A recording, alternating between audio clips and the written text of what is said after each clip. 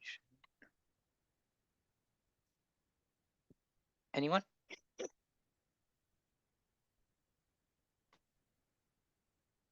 No? Okay. Let me just move this out of the way. Okay, I'll just start. Sarvashastra Piyusha Sarvavedeka Satphala Sarvasiddhantaratnadhya Sarvalokaika Drikprada Sarva Bhagavata Prana Srimad Bhagavata Prabhu Kalidvanto Ditaditya Shri Krishna Parivartita Paramananda Pathaya Prema Varshakar Ksharayate Sarvada Sarvasevyaya Shri Krishnaya Namostume Madeka Bandhu Mat Sangin Mad Guru Man Mahadhana Mad Nistaraka Mad Bhagya Madananda Namostute Asadu Sadhu Tadain Atinoch Taraka Hana Muncha Kadachin Mam Premna Hritkantaya Spura Om Jnanatimirandasya Jnananjana Shalakya Chakshurunmilitam Yena Tasmai Shri Gurave Namaha Namo Vishnupadaya Krishnaprishtaya Bhutale Srimate Bhaktivedanta Swami Nityanamane Namaste Saraswati Deve Gauravani Pracharine Nivishesha Shunyavadi Paschatya Deshatarine Jai Shri Krishna Chaitanya Prabhu Nityananda Shri Advaita Gadadhara Shivasadi Gaura Bhaktavrinda Hare Krishna Krishna Krishna Hare Hare Hare Rama, Rama Rama, Hare Hare. Shripad ki jai. Jai. Thank you for everyone joining, and I appreciate that I am not Niskincana Caitanya Prabhu, and I apologize in advance because I'm nowhere near as qualified, as learned, as scholarly as him, and I know many of you will know him personally, so you can attest to that also. But yes, he's given me this service, so I'll do my best to share the nectar of Canto 8 of the Bhagavatam. And hopefully I can relish also and learn something from you guys. So we started with, okay, so I believe obviously last week you guys had a skip because of Ram Navami festivities, but then the week before, I believe you finished Canto 7 and started Canto 8. So does anybody remember the acronym for Canto 8? Oh, by the way, I am very much like a teacher, so I will always ask questions, by the way, just so you know. It is gold. Gold, yes. Indrada Mataji, would you like to go through the letters of the acronym, what they stand for? I think G was Gajendra. Yeah. And O is the ocean milk. L, I think some kind of leaders of whatever, society. Yeah. And then D is the dwarf incarnation. Yes. Very nice. Thank you. Yeah. Yeah. And then last week you covered which pastime from Canto 8? Gajendra. Gajendra. Would anybody like to share a brief on the Gajendra pastime? You know, just very high level, just a few sentences or, you know, a few minutes.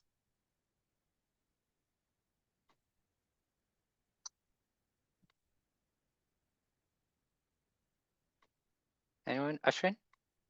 Gajendra was Elephant King, and he was by the lake. He had his elephant wives around him, and he was immersing himself in the lake. He got pulled by a crocodile. Nobody could help him, and Gajendra then sought to a higher power to get shelter from a higher power. But he, being an elephant, didn't know at that time that the high power was Krishna. But in that moment, he then remembered his past lives, and then he came to realize that Krishna is the supreme being. And then he got by being in the shelter of Krishna, Krishna came to save him. Yes, thank you. And then I believe the last things you discussed is about the historical or the previous pastimes of Gajendra and the crocodile in terms of who they were in their previous life. So that leads us to, if I just go to the right slide, before I share. That leads us to the end of the Gajendra pastime, which you started talking about the power of prayer, basically, right? And I don't know about you guys, but I personally find prayers very, very difficult, you know? And in this pastime, we actually see how Gajendra, and actually, if you look throughout the Bhagavatam, we see that there's so many prayers that the Vaishnavas really go through, right? That all the different personalities in the Bhagavatam recite. You've got Queen of Kunti's prayers, sorry, Queen Kunti's prayers. You've got Bhishma Dev's prayers. You've got in Canto 10, you've got the Gopis' prayers. You've got the prayers of the Vedas personified, and so many prayers throughout the whole Bhagavatam. And we see that prayer is actually one of the angas of bhakti, right? Shravanam, Kirtanam, Vishnu Smaranam, Padasevanam, Archanam, Vandanam. Vandanam is prayer, or offering obeisances as well. And even in the Bhagavad Gita, we see that Krishna says, Manmana bhava mad bhakto mad yaji mam namaskuru. This idea of namaskuru, this idea of paying obeisances and praying to the Lord is one of the ways by which we offer ourselves to the Lord. So we see that praying is something that Krishna encourages. Praying is something that we see throughout the Bhagavatam, throughout the scriptures, throughout the life of the acharyas, that they're always doing something which is praying. And when we pray correctly, we see that the empowerment comes from the sincere prayer. And actually, let me just stop sharing. And actually, over the past few months, I've been fortunate to be able to spend some time and speak to senior God family of mine. And many of them talk about how their life in service is very much hectic. You know, they've got so much going on, so many things, and they always have one thing that they continue going through. And that is every time that they're doing some service, every time they're doing something in their life, they're just praying. They're praying, and through that prayer, they get the empowerment such that everything turns out well. You know, they might have deadlines. They have so much anxiety because it's like, okay, you know, like all these things need to be done in a week, but how are we going to do it? It's physically impossible. But just by their prayer, they overcome their difficulties. But just by their prayer, all the blocks, all the traps, all the hurdles just seem to disappear. But I find praying very, very difficult, actually. Yeah, I find it's meant to be so natural to pray. But oftentimes I find myself going, well, I don't know why I should pray. What should I pray for? Does anybody else have that feeling sometimes? Does anybody feel like how to pray? Why should I pray? What sort of challenges do you think one can have in terms of praying? Like, why would one not pray? So they provide. I did see your hand up. Yeah. Yeah, I mean, I've faced exactly the same questions over the last many years. And the thing which kind of helps me focus is when I'm praying, I mean, the thing starts off when you start with an objective that, okay, I want to do this, that, whatever. But that kind of wears off very quickly. And what I've realized the last few years is praying is basically where I try to connect myself to the universal energy. And it sounds a bit abstract, but then internally I know how I experience, how I feel. And when you talked about the obstacles in day-to-day life and whatnot, so I think that that connection, it helps to see paths when we see that everything is blocked. So yeah, I think it's something which I would say has to be experienced. It's very difficult to explain. Anybody else?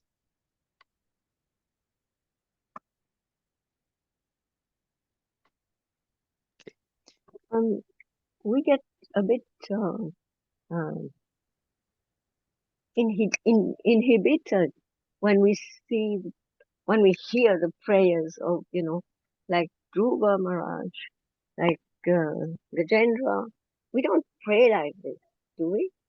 We don't, because we don't know how to pray like that.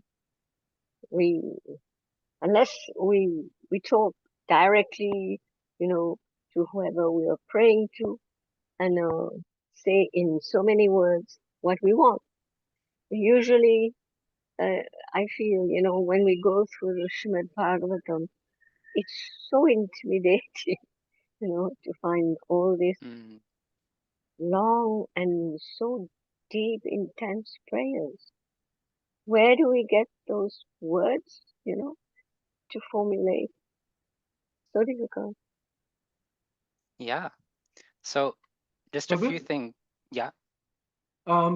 if I could just share one or two things. Like I speak to devotees, and I've noticed one thing because it's kind of helped me as well. It also depends on the personality you're praying to, because thing is, like, you need to know. It's like a relationship as well. You need to know about the personality. Maybe it could be pastimes or whatever, or the qualities and stuff like that before you can even pray to someone. When I say someone, I know in this case we're talking about Krishna, but some pray to demigods and so on and so forth. But they don't know much about them. They just know about what they can give you.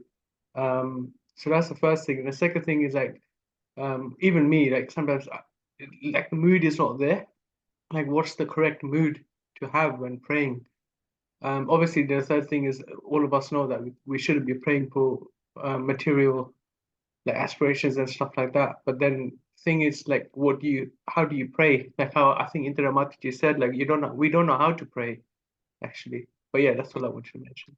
Yeah. So there's a couple of obstacles that we will have when we're praying, right? So one is we don't know why we should pray, right? Like, second is we don't know what to pray for, right? Which very much goes in line with what Divyam Prabhu and Indra Mataji were saying.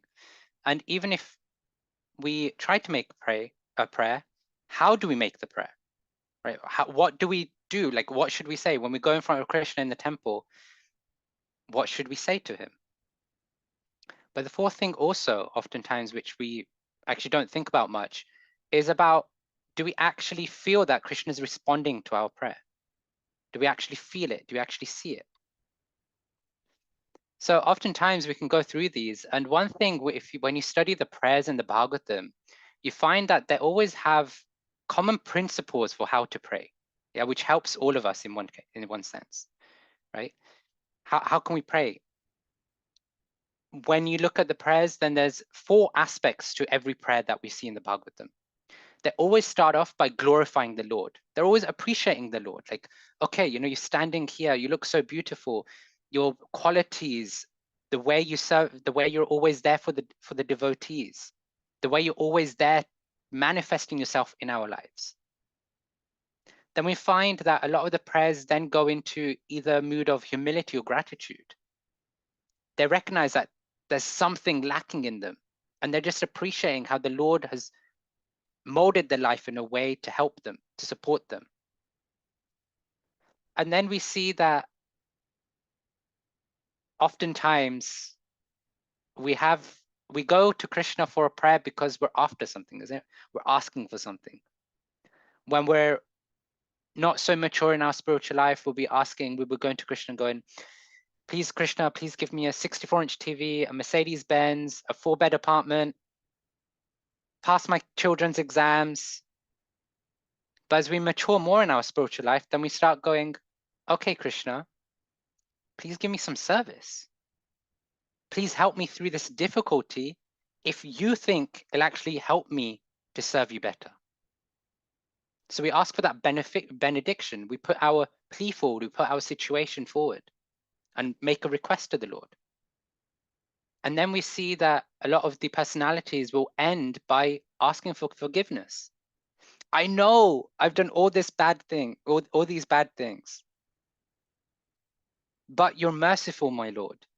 Please benedict me and please listen to my prayers if you think I'm worthy of your benediction. And we see when we go through this list, we see that this happened in the Gajendra Pastam itself, actually, right? What did Gajendra first do? He started calling out to the Lord, glorifying his great position. Then what did he do? He put forward his own humility. He's like, I'm in this situation and I can't do anything, but you can do something. So save me if you feel I can be saved. And him asking to be saved was not just his material predicament, actually. It wasn't just the fact that he was in that position with a crocodile. He was asking to be saved from the clutches of Maya itself, the clutches of the three modes of nature. So like this, we can see that all the prayers in the Bhagavatam kind of go through this process. But then when we apply it to our life, this last thing, Krishna's response to a prayer, becomes a very big factor for us. Because there's a couple of things that we have to do to know that Krishna is actually listening to our prayer and that he's actually responding. One is that we have to acknowledge that Krishna may not reciprocate straight away. We might go to Krishna and pray for something, but he may not give it straight away. Because maybe he's thinking that, okay, Ashwin, you asked for this prayer, you've asked for this benediction, but actually you're not ready for it right now. I'll give it to you when the time is right. But then sometimes he may not answer the prayer. So there maybe you've prayed for $1 million, winning the lottery. You went out, purchased the lottery ticket, and you just never win. Even though you pray every single time. But maybe that's Krishna saying, actually, no. There's something better than winning the lottery for you. And so I'm not going to fulfill that prayer, because if I fulfill it, then maybe you'll get swept away by the £1 million or whatever, when I want to give you something better, something bigger and better. And sometimes Krishna may actually answer the prayer. He may have already answered the prayer, but in a way which we didn't expect it. Oftentimes we have a prayer for Krishna and we're thinking, okay, yes, I prayed for a beautiful family, and Krishna's given us a beautiful family, but our conception of a beautiful family is, okay, the wife looks great, she's like the perfect 10 on 10 wife. The children are always listening. They're like the best children ever. They're always submissive. Like this, we might have conceptions of how the prayer manifests in our life. But actually, Krishna may have already answered the prayer, because the beautiful wife is not necessarily the external beauty of the wife, but maybe it's the chastity, the loyalty of the wife towards you. Maybe the children don't always listen to you, but they know how to direct your life and support you as a family, as children. And that is in itself a beautiful family. So there's these three things that we can think of. Sometimes Krishna may delay the prayer, right? Delay answering the prayer. Sometimes Krishna may not answer the prayer because he's got something better in mind for us. But sometimes he may have already answered the prayer and we've just not got the vision to see it. Prabhu, can I say something? Sorry. I Yes. think what you said is something, it just helped to kind of articulate something which I was trying to say. I think one of the problems or obstacles which I faced early when I started on this spiritual journey is that we try to kind of evaluate and measure everything using our sensibilities, the indriyas, as we say. And that's something which is difficult to kind of, as you said, to measure, is Krishna answering our prayers or not, or something. And I think this is where I think once you kind of go over and above it and submit yourself, saying, okay, there's something which is more above all these 10 senses of action and mind which I have. And this is where I think the whole submission thing becomes. And for me, I think what has really helped, it helps overcome your ego in a sense. It kind of starts helping overcome your fears of everything. So in terms of issues where we have, it really helps that it gives a perspective that, okay, nothing is in your control and you just overcome it. It is the way it is. Let's move on with it. So I just wanted to kind of express myself here when you said that, and it really helped me to articulate that. Yes, no, thank you. Because oftentimes we don't pray because we actually have an impersonal mood. Actually, praying makes our relationship with Krishna very personal. Think about two people in this world, right? If people communicate, they're asking each other for things, they're sharing their heart, they're saying what is going on in their life. That develops that relationship. So why would the same not be true for the vertical relationship with Krishna? So yes, okay. Any other comments or questions on that? So I guess just before I do actually open up, this idea of prayer is actually very integral to our spiritual life when we think about it. because it helps us build that relationship with Krishna. It helps us, as Sudhir Prabhu was talking about, recognizing that we're not in control. We're dependent on Krishna to provide us and to support us.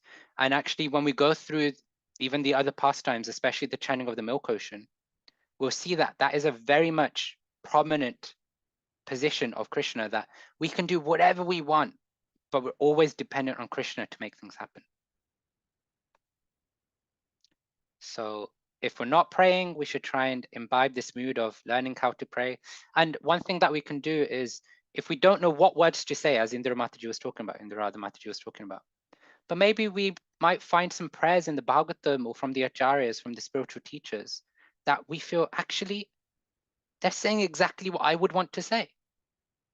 Then we can take that sheet in front of the Lord and just recite their prayers. Because the Lord is pleased when we're following in the footsteps of the devotees. We don't have to be unique in every single thing. We don't have to be independent. We can just follow in their footsteps.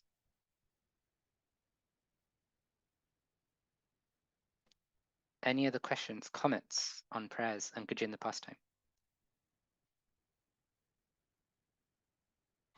No? Okay. I shall. Okay, so we can start the next section, which is, ocean of milk. So actually, this chanting of the milk ocean pastime is very, very famous. It's discussed in many of the scriptures, Vedic scriptures itself. And actually, even throughout, especially the Asian countries, you see it's a very well-known pastime. When you go to Indonesia, I can never remember the Jakarta, is that the airport? Is that the capital of Indonesia? Yeah. So when you go to the Jakarta airport, you actually see that this pastime is depicted there as well in the arrivals lounge. So even in Indonesia, you know, which is not necessarily known as a Hindu country, is very much prominent because of the whole cultural mix, which we won't get into, right? So what is this pastime? So in this pastime, which we'll talk about, we find that this is maybe the only pastime, at least from my recollection as well, where the demons and demigods actually work together to achieve something, right? And we'll discuss this. But it starts off with understanding how the demigods got cursed, then the churning, and then this nectar and the Mohini Murti form, which many of you may know of, and then more fighting, and then Shiva himself becomes bewildered. Shiva, who is known to be fully self-controlled, he becomes bewildered by the Lord doing something amazing. So first thing is this idea of the demigods being defeated. And I guess, background. So with the Gajendra pastime, we see that that was part of the fourth Manvantara, right? Actually, let me just go back to that slide.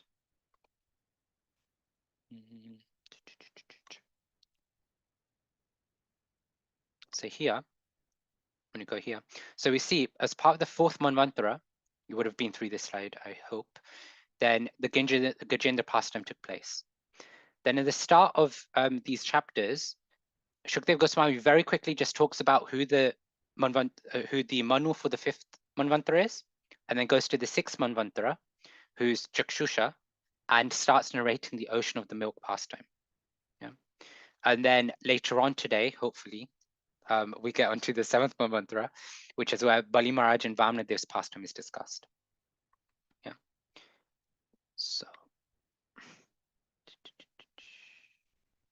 this one. Okay. Yeah, so Prabhu, why does he not Yes. describe the fifth Manvantara? Why does he skip that? So he does briefly mention it at the start, but he doesn't really elaborate on it. I actually don't know off the top of my head if there are major pastimes in that Manvantara.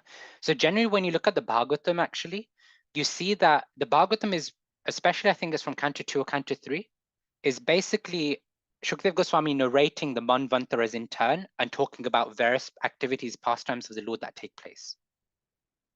So at the start, you would have gone through Canto 3, which would be talking about the activities in Canto in the first Manvantara, etc., etc. And then when you came to start of Canto 8, then Pariksha Maharaj was very much interested in understanding the other pastimes, from the 4th Manvantara, 5th Manvantara, 6th Manvantara, etc. So yeah, I don't know if unless anybody on the call knows the pastimes from the 5th Manvantara, but yeah, I don't know if there are any off the top of my head. Okay, so in this Manvantara, in the 6th Manu, Shukdev Goswami briefly talks about how the Lord actually manifests and incarnates in his partial expansion as somebody called Ajita, right? Lord Ajita. And this name becomes very important when you go through the Bhagavatam in this section, just so you can keep track of who Vishnu is. Yeah. And in this pastime, we see that Ajita actually helps the demigods and the demons churn the milk ocean.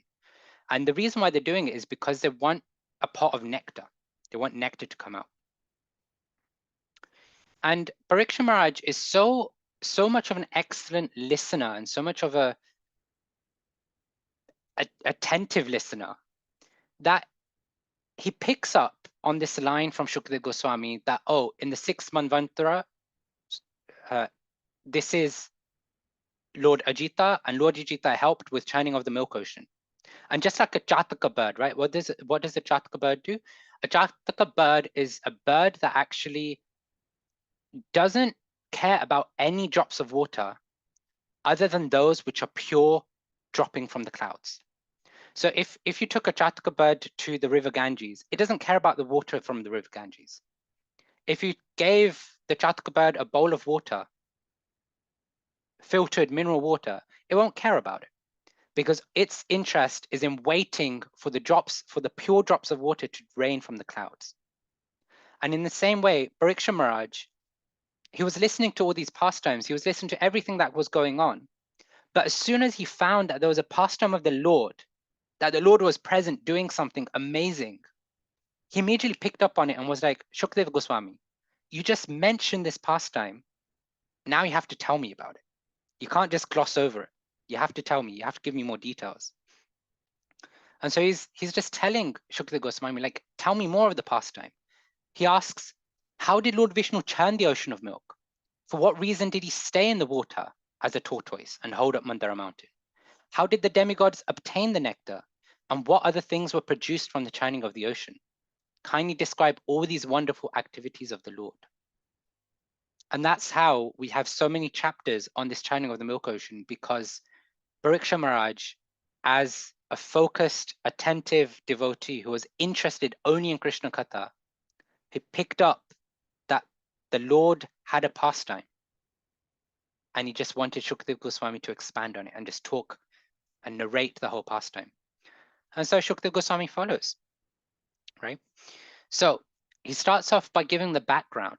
He talks about how at one time the Rasa Muni was traveling through the universe and he came across Indra. And Indra, as we know, is the king of the heavens, king of the demigods. And so as a matter of respect, appreciation, the Rasa Muni is taking his garland off of him and giving it to Indra, like as a matter of appreciation. We see that in the temple room. Sometimes devotees, will give their garland to other devotees. But Indra here was quite proud. He was quite egotistical.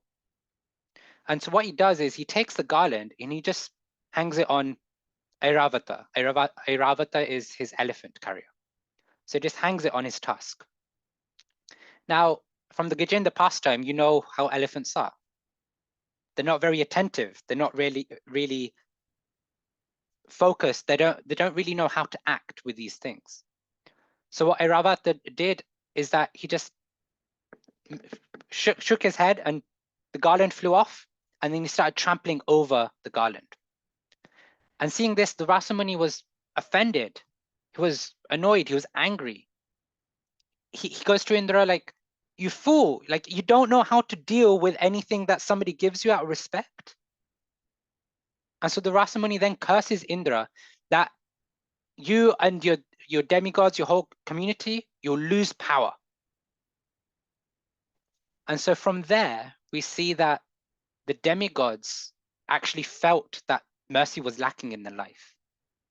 Because of that curse of the Rasa Muni towards Indra, they felt that, okay, they've become weaker. Now, the demigods and demons are always fighting with one another, right? We know this from throughout the Bhagavatam, from throughout probably our history. We know that the demigods and demons are always fighting. And so at some point after this curse, a fight ensued as well. And somehow the asuras, the demons, always had the upper hand. They were just completely overpowering the demigods. And the demigods were concerned because they didn't know what to do. They didn't know how to win because they were losing so heavily, and they realized that it was because of the block of mercy. And so what the demigods decided to do, wait, this is the wrong one, sorry.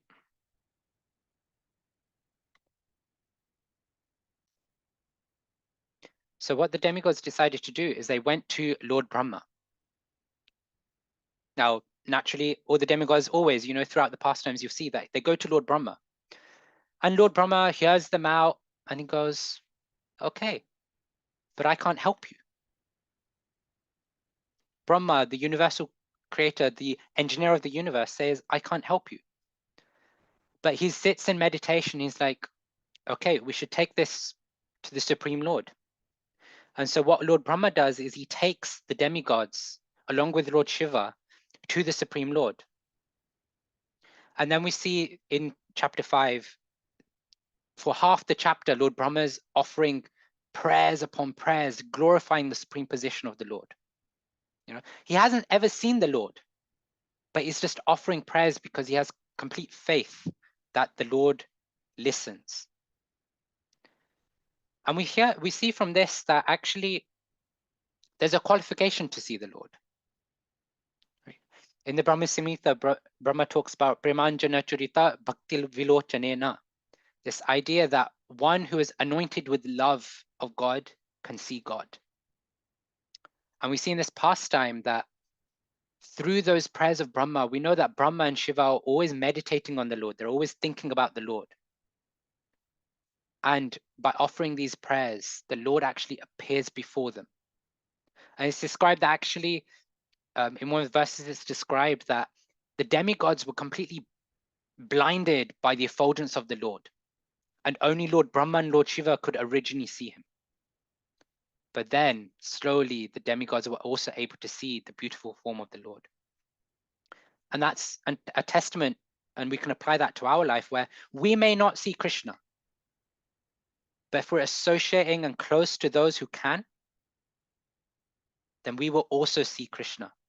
And in fact, there's a pastime with Bhaktisiddhanta Saraswati Thakur where he talks about the Kirtan in Srinivasangam, and apologies for those who don't know Chaitanya Charitamrita, but there's a pastime, Bhaktisiddhanta Saraswati Thakur talks about how the Kirtan that takes place in Srinivasangam still takes place today. And he says that some devotees can hear it and others hear it through the scriptures. And the idea is that what he's saying is that there's no difference between directly seeing the pastime and hearing or seeing the pastime through the scriptures. Because in fact, if you go through the pastime through the scriptures, it's as good as seeing Krishna directly. It's as good as seeing the pastime directly. And like this, when the Lord appears, then Brahma again offers glorious prayers to the Lord. And then he specifically asks for protection and deliverance that is suitable for them.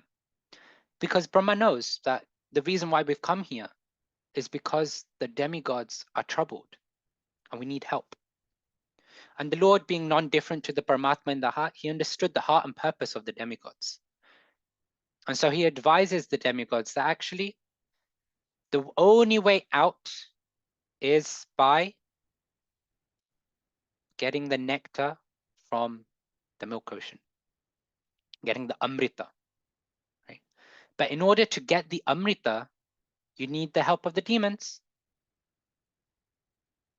And so Lord Vishnu actually encourages the demigods to be diplomatic in their approach. He's telling the demigods that, look, you need the help of the demons in order for you to get the nectar. So you need to go to the demons and convince the demons that they should help you get the nectar. And he uses the logic of a snake and a mouse trapped in a basket. Now, a mouse is food for the snake. Yeah. But if they're trapped in a basket, then the snake has two choices. One is it just lets the mouse live and die eventually, where both the snake and the mouse will die. Or the snake can eat the mouse and then eventually die anyway. Just that the mouse would die first, because obviously he's been eaten. But the logic of the snake and mouse in the basket is that the snake has a third option.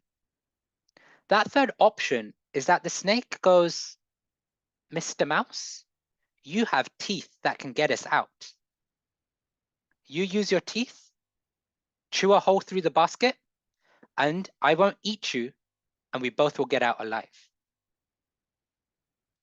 So the snake allows the mouse to chew the hole. But as soon as the hole is big enough for the snake to get through, the snake gets its lunch and gets out. That's the logic of the snake and mouse. And Lord Vishnu is encouraging the demigods to take up that logic. You need the Amrita. But in order to get the Amrita, you need the help of the demons. So encourage and inspire the demons to help you get the Amrita, saying that you'll give them Amrita. But then as soon as the Amrita comes, then take the Amrita and leave the demons alone. But he gives them one condition, right?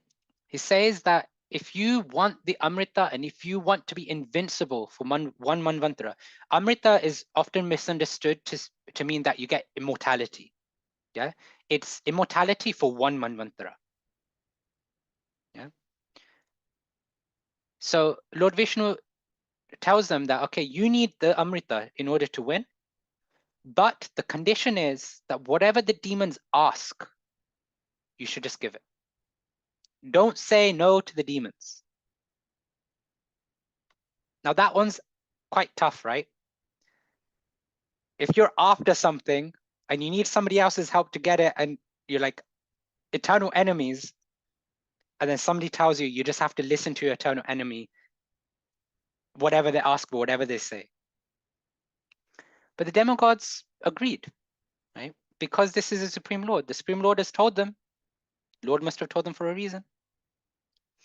And so then the Lord leaves, and then the demigods, and then Brahma and Shiva actually go back to their abode because they actually have no interest in this Amrita. And then the demigods, some of them actually go to Bali Maharaj, who's the head of the king of the demons, and figures out a way to inspire and encourage him to say that if we work together, we can all be healthy, wealthy, and wise. And Bali Maharaj is convinced. He's convinced that, yes, if we churn the milk ocean together, we will all be happy and prosperous. For those who don't know how to churn milk, then this is a picture, this is an example. So here you see that there's quite a few things that are required, right? Let me see if this works. Okay, so here you've got the rod, here you've got the ropes, and here you need something, whoops, this works. Here you need some stable ground, some pot, some stable thing for the rod to churn on. Yeah, and I don't know about you guys, but I've done it once, and I thought it was easy. I thought it was just like, what is this? You know, you just have to pull a rope here and there. But actually, it's really difficult because it requires a lot of effort, a lot of endeavor, a lot of consistency to just keep churning. So this was just a small depiction, but the ocean, the milk ocean, is very vast. It's very big. So you can imagine that it would require a very big rod, a very big rope, and very big stable ground. So what happens is that the demigods and demons together, they go to try and pick up the Mandara mountain. The Mandara mountain is described to be like many, many yojanas high. Yeah. So it's like many, many thousands, tens of thousands of miles high, bigger than Mount Everest. And it's made of pure gold. Yeah. So you can imagine how heavy the mountain would be. Not only is it so big, but it's made of pure gold. And so as the demigods and demons are struggling to just lift the mountain up, they're trying to carry it to the milk ocean. But along the way, they become so fatigued, so tired, they just drop. And many of them get crushed by the Mandara mountain. And there, Lord Vishnu then comes to save the day, right? He comes on his carrier Garuda, lifts up Mount Mandara with one hand, places on the back of Garuda. With his divine vision, he brings back to life all those who got crushed, and then takes them all to the ocean of milk with the Mandara mountain. And when they get there, Vishnu actually tells Garuda, like, you need to leave, because Garuda, you're an eagle, you're a bird. And to churn the milk ocean, we need a rope. We need a big rope. And the biggest rope we have is a snake called Vasuki. And snakes are food for the eagle. So, Garuda, if you're here, if the eagle is here, why would the snake ever turn up? So Vishnu sends Garuda off, and then Vasuki comes. Vasuki comes, and the demigods and demons have to inspire and encourage Vasuki that, please help us. And the way they do that is, again, by offering a part of the nectar. That if you help us churn the milk ocean, if you be the rope, we will give you some nectar. And so the scene is set. Yeah, the scene is set. All that's required is for the demigods and demons to take one side of the rope each to start churning. And so the Lord decides that in his Manvantara incarnation as Lord Ajita, he decides that, okay, now everything's set. We've got the rope, we've got the rod, we just need to start churning. So he just decides to take the side of the head. You know, I mean, who would hold the tail of a snake, right? Like if you get the chance to hold the head of somebody or something, like that's so much better than holding the backside, the tail. So he takes the head. So all the demigods follow. And then the demons are thinking, why should we hold the tail? We're knowledgeable. We have studied the scriptures. We're much stronger than demigods. Why should we hold the tail? And so they're arguing with the demigods and with Lord Ajita to say, we deserve to hold the head, not you. Now remember, Lord Vishnu had said, whatever the demons ask for, you just give them. So Lord Ajita just smiles and goes over to the tail. So the demigods follow. And then we see that the churning starts, the churning begins. On one side, you've got the demigods with Lord Ajita, and then the other, you've got the demons. And they're churning the milk ocean, but you can see here, you've got two personalities, one here and one at the top. As they were churning, they realized that Mandara mountain was so big, so heavy, that it was starting to sink. And in order to stop it from sinking, Lord Ajita manifests in a partial expansion as Gurmadev, as the tortoise, to hold the mountain up. And as they're churning, naturally, if you've got a stable ground, you've got a rod, you need something at the top to hold it down as well, to keep it stable. And so the Lord manifests is described as a 1,000-armed form to hold the Mandara mountain from the top. So now everything is set. The demigods and demons are churning. They're churning. They're churning.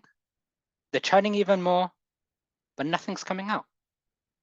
They're losing energy. They're getting fatigued. And they're churning so much that actually Vasuki, this snake here, you see he starts breathing smoke and fire, which is going all over the demons, making them boiling hot, making them sweat, making them tired and full of ashes from the smoke. And so as they continue to churn, they become disheartened. They become so disheartened because they're trying so much, but nothing's coming out. Isn't that in our life? We're trying so much bhakti, we're chanting our rounds, we're doing this reading, but there's no bhakti that's developing in the heart.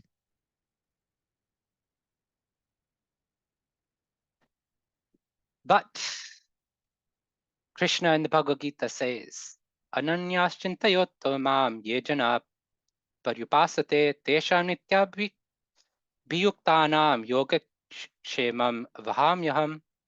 It says, those who always worship me with exclusive devotion, meditating on my transcendental form, to them I carry what they lack and I preserve what they have.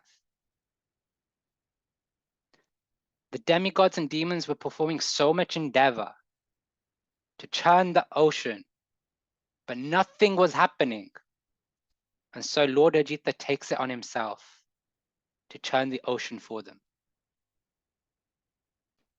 And that's the reality of our life, actually. Oftentimes we do so much endeavor, we think we're achieving something with our endeavor. It's us, it's me. I put so much effort into this, and so I achieved the results. I worked so hard for my exam, so I received the A grade. I worked so hard in my career, and so I made progress in my spiritual life, in my career at work. I got the promotion. But we see here that the demigods and demons did everything, They even died to make this pastime happen. But ultimately, Krishna had to come to fulfill the actual endeavor, to make it actually work, to make the endeavor successful. And so once Krishna, or the Lord, we can learn, is pleased by our endeavors, by our efforts, then the Lord will take control and perform the needful to give us the results that we are after. Because the endeavor is not the endeavor to be successful. The endeavor is to please the Lord so that he will make everything successful. And as the Lord started to churn the milk ocean for us, then the first thing that comes out is poison, halal poison. Now, the Lord is right there, he's present. The poison was so toxic that it's described that anybody who would have just sniffed or even drunk even one drop of it would be devastated. It was so toxic that all of mankind, all living entities in all the three worlds were endangered by the halal poison. And the Lord was present. He could have drank the poison. He could have just protected everybody. He could have just got rid of the poison. But the Lord likes to sometimes give credit to the devotees. And so he asks Lord Shiva, please come and drink the poison. And what does Lord Shiva do? What does a Vaishnava do, seeing others in distress, seeing others suffering? We see that Shiva drank the poison. He took the permission of Uma, his wife, and goes, look, all these people, all these living entities, they're suffering, they're in anxiety because of this poison. I have to take on that suffering. I have to take on that burden. Because if I don't do it, who else will? And that's actually the heart of a Vaishnava. And that's why Shiva then gets termed as Nilkant, right? The one who has a blue throat. I said that great personalities always accept the voluntary suffering of people in general. And in a section of the Bhagavatam is described that actually that is considered the highest method of worshipping the Supreme Lord, who's present in everyone's heart. Because if you find somebody who's willing to take on your own suffering, then you know that this person has a selfless heart. You know that this person is a saintly person and a true Vaishnava. There's a story of a great sage and a scorpion. Many of you may have heard it, where the scorpion is stuck in the waters and it's trying to get out. And the sage sees this scorpion stuck. And every time it's trying to help the scorpion, but the scorpion's just trying to bite, and sting the sage. Tries once, has to let go. Tries twice, has to let go. Tries thrice, but keeps on trying. Because the sage couldn't see the scorpion suffering in the water. Passers by, his disciples, other people were going like, why are you trying to help this scorpion when it just keeps trying to bite you? And the sage says, well, that's his nature. It's his nature to bite, but it's my nature to help those who are suffering. That's the true Vaishnava, somebody who's willing to go out of their way to just help those who are suffering. And so we can ask ourselves, over the past day, past week, past month, how many people, how out of our way have we gone to help those who are suffering, to help relieve them of their suffering? Or have we been so focused on I, me, and mine that we've ignored everybody else's suffering? Right? And here also, just at the bottom, just by Shiva, we see, let me just use this. We see that there's snakes, there's scorpions, and all these different living entities. And it's described that as Shiva was drinking with his palms, you can see here just small droplets of the poison falling from his hand. It's described that because they drank these small droplets, they also have poison inside them. So as the churning went on, and I'll end after this section, then we see many, many different personalities came out, right? First a Surabi cow came out, then a horse came out, then the Airavata elephant and other elephants came out. The Lord's Kashtuba gem, the one he's always adorning, came out. The Parijata flower from the Satyabhama pastime came out. Apsaras came out. So many different things and personalities came out. And then eventually, Goddess Lakshmi herself also came out. Now, Goddess Lakshmi, everybody loved. She was so attractive, so beautiful that everybody was mesmerized and everybody was thinking, I hope Lakshmi Devi looks at me. I hope she looks at me and accepts me as her husband. But the opulences are there first. So everybody's performing a nice ritual to honor Lakshmi Devi. Seats her down, performs an abhishek, decorates her, provides her with many, many ornaments. And then they're just waiting around, waiting for Lakshmi to get up and garland them. And Lakshmi does that. She gets up and she's searching around. She's looking at everybody. And she's thinking, who is fit to be my husband? She looks around and she goes, there's nobody here who is fit to be my husband. Okay, there's Durvasa Muni. He's so austere, such an amazing quality. But he hasn't conquered his anger. He goes, oh, Brihaspati is here. He's so learned. He's so deep in the scriptures. But still he has so many attachments, so many material desires. She sees Lord Shiva, such an elevated personality. But he associates with those in the crematorium. He's covered in ashes. And then like this, she's going around and then finally she sees Lord Ajita, Lord Vishnu, Narayan himself. And she thinks, here is somebody who is a supreme controller, who is supremely independent, who requires nobody, who depends on nobody, and is situated in pure goodness. He is fit to be my husband. And so she approaches Mukunda, right, Lord Hari, puts a garland around him and just waits next to him, expecting a place on his chest. Because that, Prabhupada describes in a purport somewhere, that is the position of a wife, to always be on the chest of her husband. And so the chanting continues. And the last thing that, well, the second to last thing that comes out is a beautiful lotus-eyed young girl, right, who is described to be the goddess of the drunkards. And Lord Vishnu tells Bali Maharaj, okay, you take her. Yeah, you take her, you take possession of her. The demons can take her. And then right at the end, we see Dhanvantari comes with a pot of nectar in his hand. And immediately the demons snatch that pot. Because the demons, the demoniac, that's what they're going to do. They see what they want, they go out of their way to get it. And then the demigods become morose. And when they become morose, they actually do something which we will talk about in a bit. So pause there for a bit. Any questions, comments so far?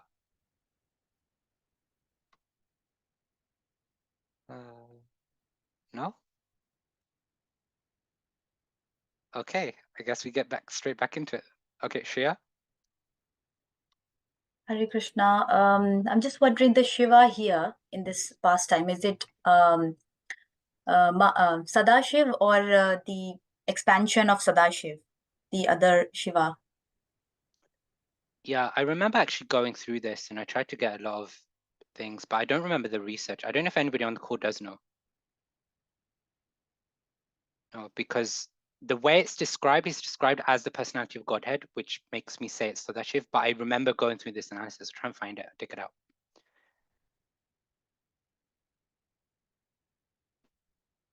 Anyone else? Am I going too fast, too slow? Okay. Okay, I guess we go straight back into it then. Okay, so when Dhanvantari comes, the pot of gold, the pot of nectar, in a gold pot actually, comes, then the demons take it, the demons steal it away. And the demigods, being morose, they approach the Lord again like, Lord, like you told us to let the demons do whatever they want, and they've taken the nectar. Now what do we do? And so the Lord was like, don't worry, I'll get the nectar back. Yeah. So then the Lord takes on this form of Mohini Murti. Wait 1 second. So Mohini Murti was such an attractive form of the Lord that every demon was mesmerized. Well, almost every demon, let's say. And specifically note here, I said demons. The demigods did not get mesmerized. And that's important for later on in the pastime. So they became so infatuated by this Mohini Murti form that whilst all the demons were, okay, the demons took away the nectar, but they were fighting among themselves. Like, I'm going to drink the nectar first. No, I'm going to drink it first. No, I'm going to drink it first. Like this, they were fighting and tussling with each other, saying, who's actually qualified to be the first drinker of the nectar? But Mohini Murti comes and everybody's mesmerized. Everybody's infatuated, thinking, forget the nectar. She's the real nectar. And so like this, they become so mesmerized that they approached Mohini Murti and went, oh, like, you're such a beautiful person. You must be from such a great family. What would you like? Like, you please help us sort out who should get the nectar first. And so Mohini Murti being the Lord, she's like, are you sure you want me to sort out the situation? Because what if I'm unfair? What if I actually do something that you don't want me to do? Are you still willing for me to sort out this issue? And the demon's like, yeah. You know, like, you do everything which is fair. I mean, you know, jokes.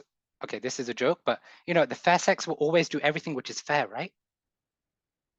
So, of course, you're going to do the right thing. You know, Janaki Pandit says, always trust the politicians, always trust the woman. So, by the way, that's not true. He said, never trust the politicians. He said, never trust the woman. But, you know, like, the demons are thinking, always trust the woman. So, yes, trust you. We trust you, Mohini Murti. You will do everything which is right. And so Mohini Murti takes the pot of nectar, gets the demons to stand in one line, the demigods to stand in one line, and then she goes to the demons and says, okay, you know, you guys have some patience. These demigods, they're just really annoying, you know, they just keep bickering, they just keep telling me, like, give us the nectar, give us the nectar. So, you know, I'll go pacify them, give them a few drops each, I'll pacify them, but then I'll give you the rest of the nectar. So then she goes to the demigods and she actually just gives all the nectar to the demigods. She completely cheated the demons from the nectar. But there was one demon, Rahu, who didn't get bewildered by Mohini. He realized what Mohini Murti was doing. He realized that this is the Lord playing tricks. And so what he did was he stood in the line of the demigods to get the nectar. And as Mohini Murti was going around the demigods giving nectar, she also gave nectar to Rahu, to this demon. But Suryadev and Chandradev, the sun and moon respectively, they realized what was going on. And immediately they told the Lord in Mohini Murti form. And you can see here, her finger is up, just like the Sudarshan Chakra, and you can see the Sudarshan Chakra down here. She immediately took the Sudarshan Chakra out and cut Rahu's head off. Now one may ask, well, why did the Lord do this? Like, surely the Lord realized that the demon was here. Why did he give nectar in the first place? It's described that the Lord did this to show the power of the nectar. The neck was cut off because Rahu had just drunk the nectar. So the nectar was still just in his mouth. But by cutting off the neck, the body died, but the head lived on. Because the head is what came in touch with the nectar. And those who know astrology, or at least to some degree, you know that Rahu is an enemy of the sun and moon. And it's described that this is where this really starts from. Brahma made Rahu's head one of the planets, and the sun and moon are forever enemies with Rahu because Rahu is always trying to block them out on the full moon days and the dark moon days. Because Rahu is trying to get revenge from this pastime. And so, yeah, like this, Rahu then got decapitated and, all the nectar went to the demigods. And like this, when we look at the whole pastime of the churning of the milk ocean, we can see that it very much relates to churning of our spiritual life. Yeah. We see that in the beginning of the pastime, the demigods and demons were so enthusiastic. They're like, yes, we're ready to churn the milk ocean because we get so many benefits. There's so many things in it for us. But then they went through ups and downs. It's like, okay, they're ready, but then this is so difficult. I can't do it alone. They need the Lord's help. And then, yes, the Lord's helping us. We're able to do it. We brought the Mandara mountain. Now we just need to churn. But we're churning and nothing's coming out. But the Lord's helping. But then the demons took it away. And now the Lord has helped us again. Like this, in the beginning of our spiritual life, we go through so many ups and downs, yet it's filled with so much enthusiasm because we're excited by the new opportunities that come in life. But then when we actually get to the middle, when we actually start becoming more fixed in our practice, when we start becoming more fixed in the real sadhana bhakti, the real practice of devotional service, we see that just like the churning of the milk ocean, so many attractive things come out. Surabhi cow, elephants, the Kastuba gem, the Apsaras, the Lakshmi Devi herself, right? So many things can come into our spiritual life.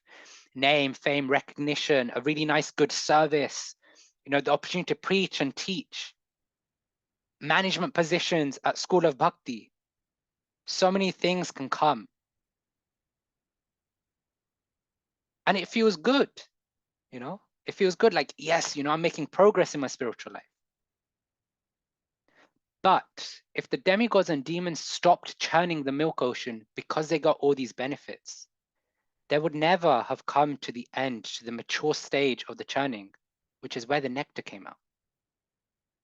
In the same way, in our spiritual life, if we become content, if we become comfortable with, yes, I'm such a good devotee, I've got so many services, I chant my 16 rounds, I read Bhagavatam, I listen to lectures, I go to the temple. If we become comfortable and content with just doing these things, then we won't go to the mature stage of bhakti, the essence of bhakti, which comes when we understand the purpose of what we're doing and why we're doing it, which is love of God, which is love for Krishna. So all the opportunities, all the options, all the obstacles are there in our life, not for us to get content with overcoming them, but to come to a mature stage in our bhakti where, yes, all this is there, but bhakti, the real essence is in the bhakti, is in the pure devotional service, the unalloyed devotional service to Krishna, which is filled with love. So we can reflect on in our own life, you know. And I remember when I was in Vrindavan last month, I had the opportunity to converse with Antaranga Prabhu, which many of you, I'm sure you will know, you know, one of the brahmacharis of the Manor ashram. And we're just talking about various things. And one thing that came up is how, you know, for many, many years, spiritual life can be a tick box exercise. Okay, I'm starting my spiritual life. I finally come to chanting 16 rounds every day. I've done it for 21 days, made it a habit. Then we're like, okay, yes, I'm reading a couple of pages every day. Okay, now I've got some service. Now I've got some management service. Now I'm a pujari. Now I've got initiation. Now I've got second initiation. Now I'm serving the deities on the altar. But at some point you realize that all that is great. But is it going deep? Is everything we're doing outside actually going deep inside? And is our love for Krishna actually maturing? Or is the love for Krishna the excuse to feel content and happy in this world?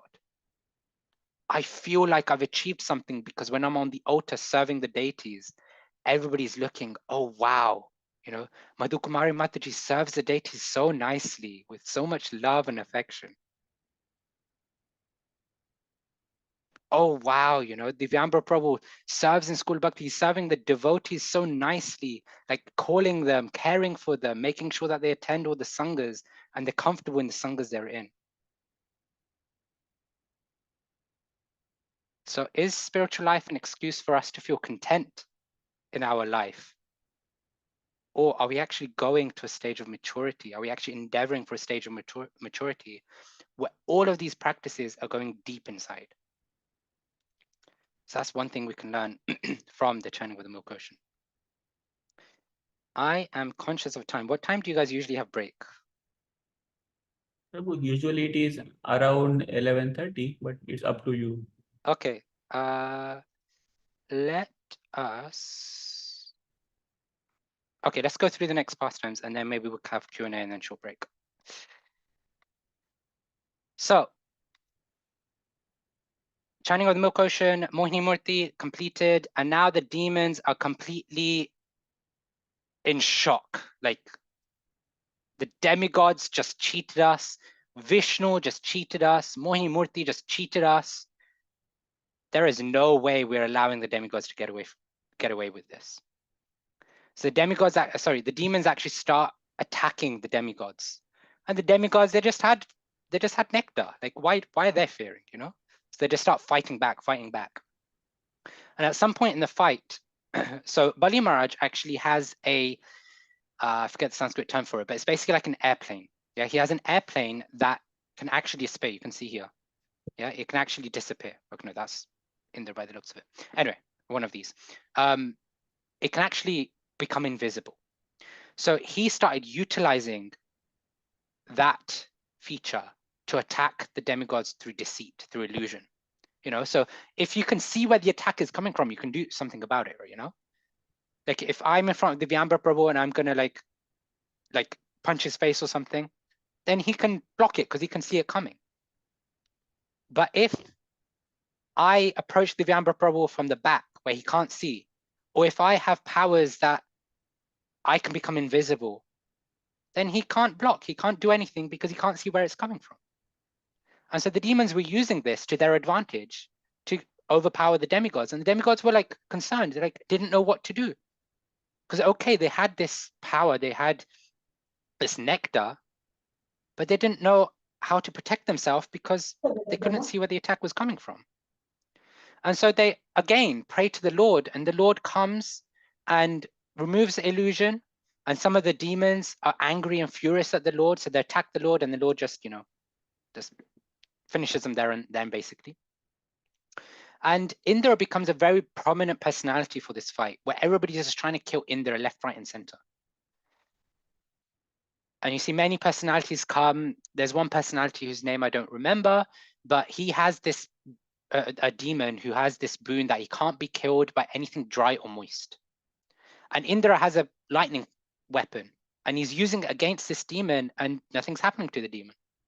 And so then a voice actually comes and tells Indra that, look, this demon, he has this power that he can't be killed by anything dry or moist. So you need to come up with a way to kill him. And so Indra then comes up with a foam weapon. Don't ask me how a foam weapon can kill. This is the Lord's pastimes, and I don't have the capacity to understand this.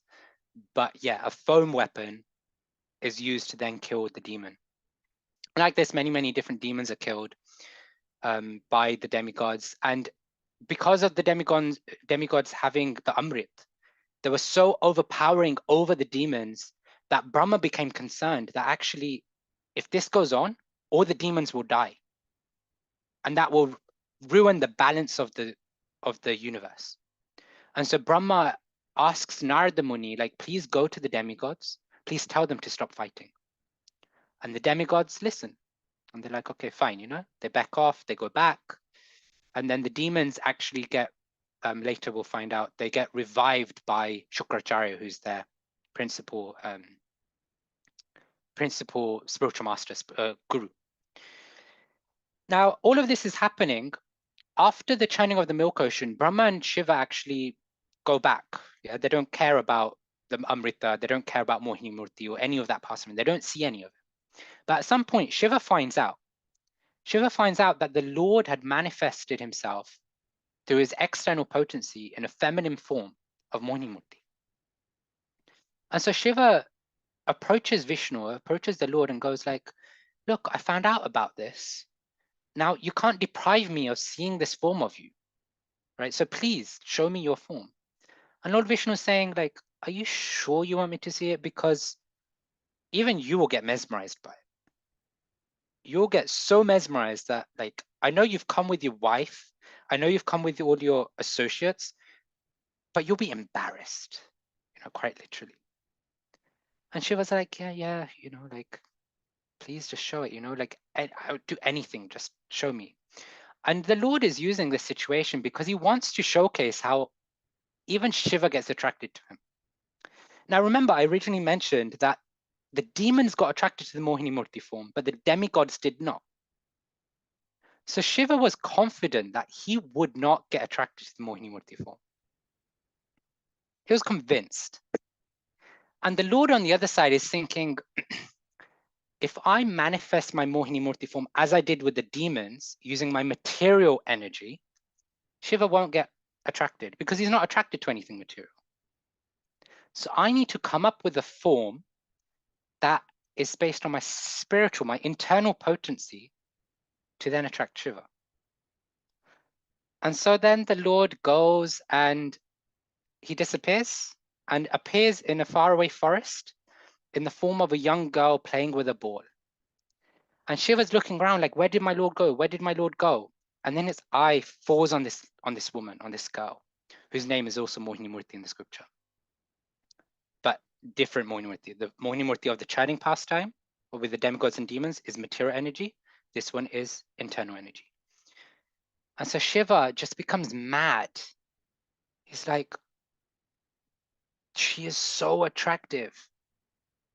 She's, and as the girl is playing with the ball, it's described how like her clothes like come undone and so on and so forth. And Lord Shiva, even though he's standing right next to Uma, his wife, he just starts running after her.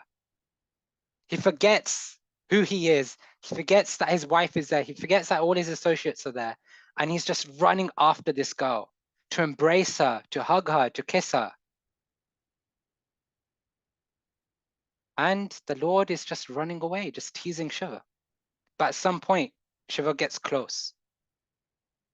And recognizing what had happened after, Shiva actually catches her, embraces her, etc.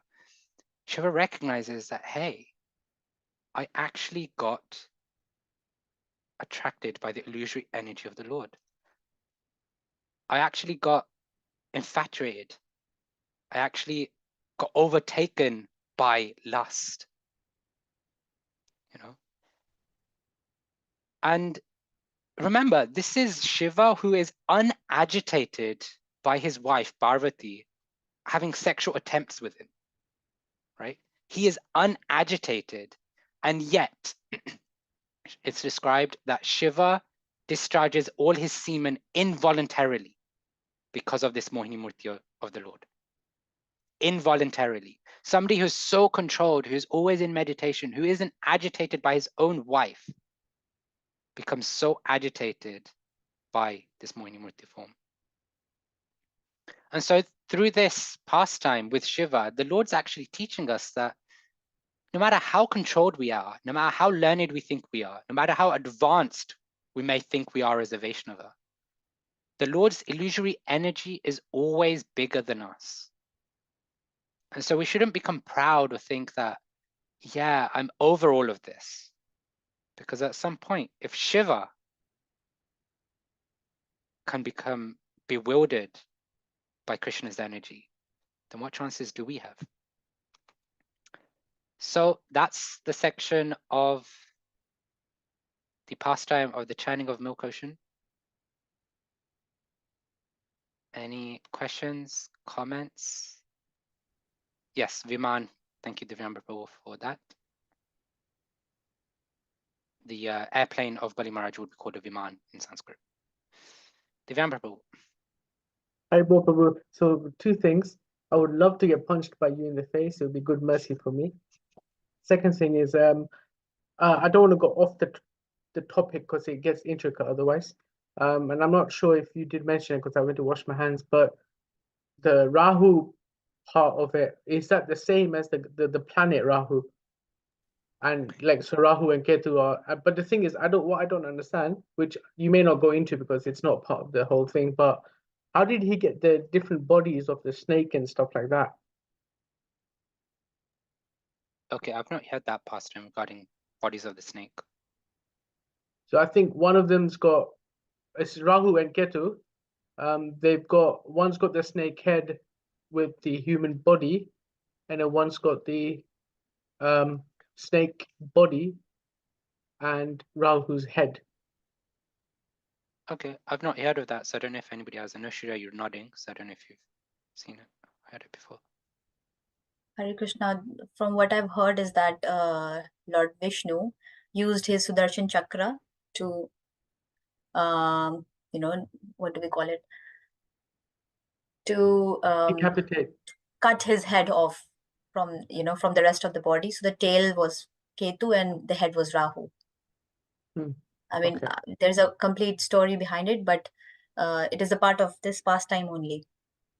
That's how they got divided into 2 planets, Rahu and Ketu. Yeah, thank you. I'm sure others also know it. Some of.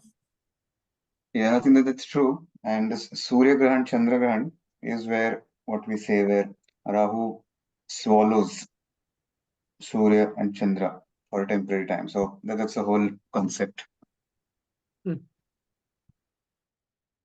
Yeah, I have a question. A couple of questions. Sorry, Prabhu. Yeah, the first thing is that the demigods are already situated in mode of goodness and they're already quite purified.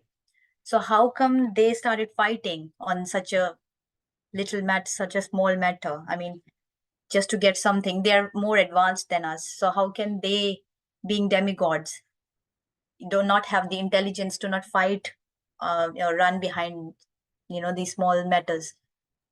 That's the Which first. matter? I mean, like they were fighting to, what was that for? Who will get the nectar? Something like that, when Mohini was there. Yeah. So remember how this pastime starts, right? It's the Rasamuni curses Indra and therefore the demigods. And so the demons have an upper hand in the fights with the demigods. Now, one thing you mentioned is that, I'm just picking up words, right? You mentioned that they're purified compared to us. They're in the mode of goodness, but mode of goodness does not mean that they're purified because mode of goodness is still material, modes of the material nature. They are more conducively situated for purification. That's one, right? But the second is that you see that the demons and demigods are always in a fight. Yeah, they're always fighting because sometimes it's a fight for power, sometimes it's a fight for protection. Now, if somebody came into your house, right?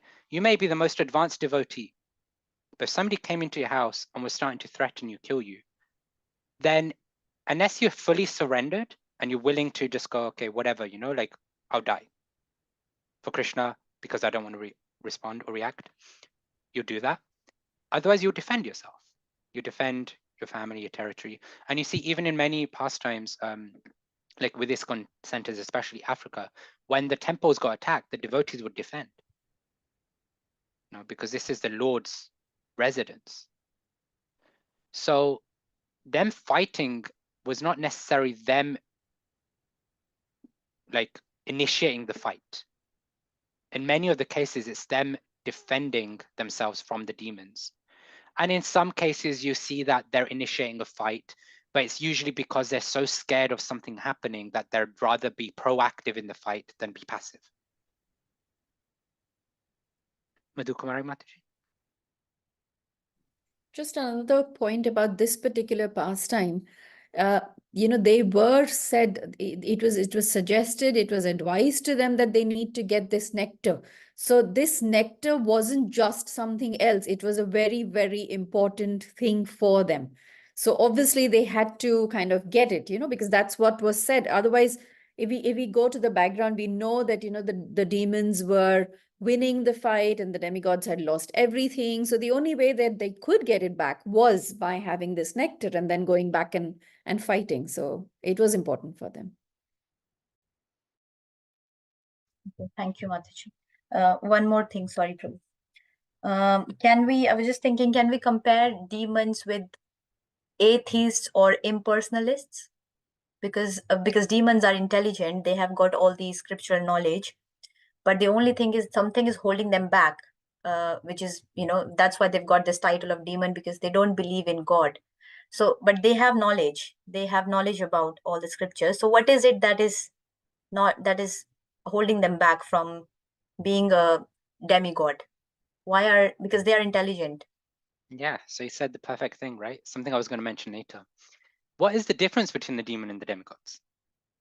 When you look through the scriptures, the demons and demigods have the same sort of qualifications, the same sort of knowledge of the Shastra.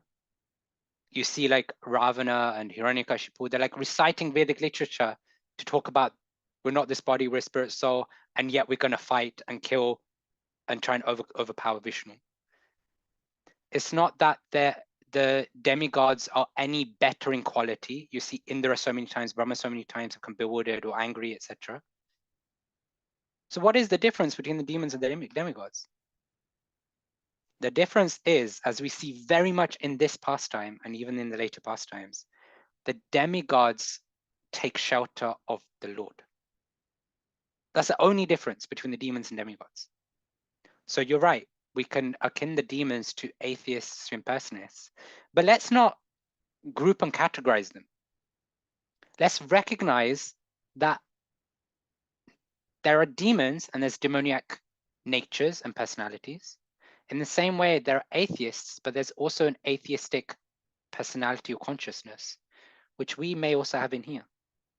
As devotees with the tilak, with the kantimala, with dhoti kurta, with sari, we may still have that atheistic or impersonalist mentality. So we're a demon to some degree, but hopefully we're more of a demigod, or at least trying to go towards being a demigod. Thank you. Any more for any more? So, if we have, sorry, You go on, Indra Mataji. Yeah. I'm sorry. If we have to translate this pastime into real life,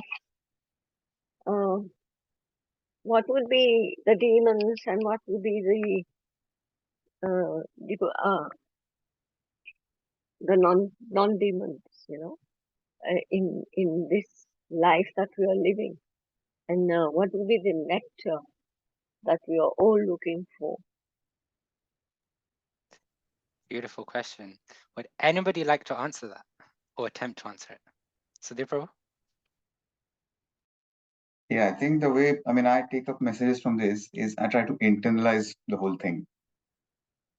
For me, demons is something which is the negative energies which try to control your minds. And when you talk of demigods, it's basically the partial control that you have using your own senses. And it's basically the conflict between how you use your senses and how it is controlled by the negative energies. For example, the five senses of smell and touch and whatnot and action. So how you control those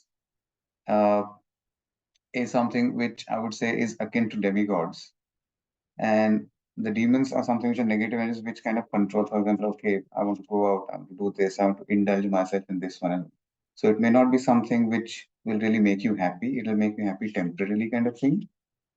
But then when you start kind of getting over that and align yourself with what actually is controlling the whole thing, then and that's the way I try to kind of help myself when I face anything in terms of, okay, I want to do something, but if there's an obstacle and how overcome that and so on. So, I mean, for me, when I do anything of the spiritual thing, I try to internalize it. Then it really helps to connect with people that if someone is behaving in a certain way, what is the reason? So basically, I try to do it in that way. So then that is my answer to it. Okay. So this idea of controlling senses versus being overcome by the nature. Madhukumara Mataji. So, my understanding of this particular pastime or how we could apply it is that demigods are always taking shelter of Lord Krishna, whereas demons are taking shelter of their own false ego. So in our life, day to day, we can have this conflict constantly happening. Like we say, demons and demigods in the Kali Yuga exist within ourselves. We have those tendencies. So the moment we try to think that I am in power, I can control this, or I can do it without taking shelter of Lord Krishna, that means the demoniac tendencies are taking over me. But when I always take shelter of Krishna in everything that I am doing, that means that the tendencies of the demigods is kind of overpowering or is powerful at that moment. And like Bhajagovinda Prabhu said, that in Kali Yuga, we don't necessarily have demons and demigods. Both the tendencies are within each and every one of us. And it's very important to recognize that. And I think the best way, at least for me, I recognize that is when I am giving into my false ego or when I'm taking shelter of Krishna. That's how I look at it. Thank you. Very nicely put. Thank you. Nice. Thank you. So we have always to be,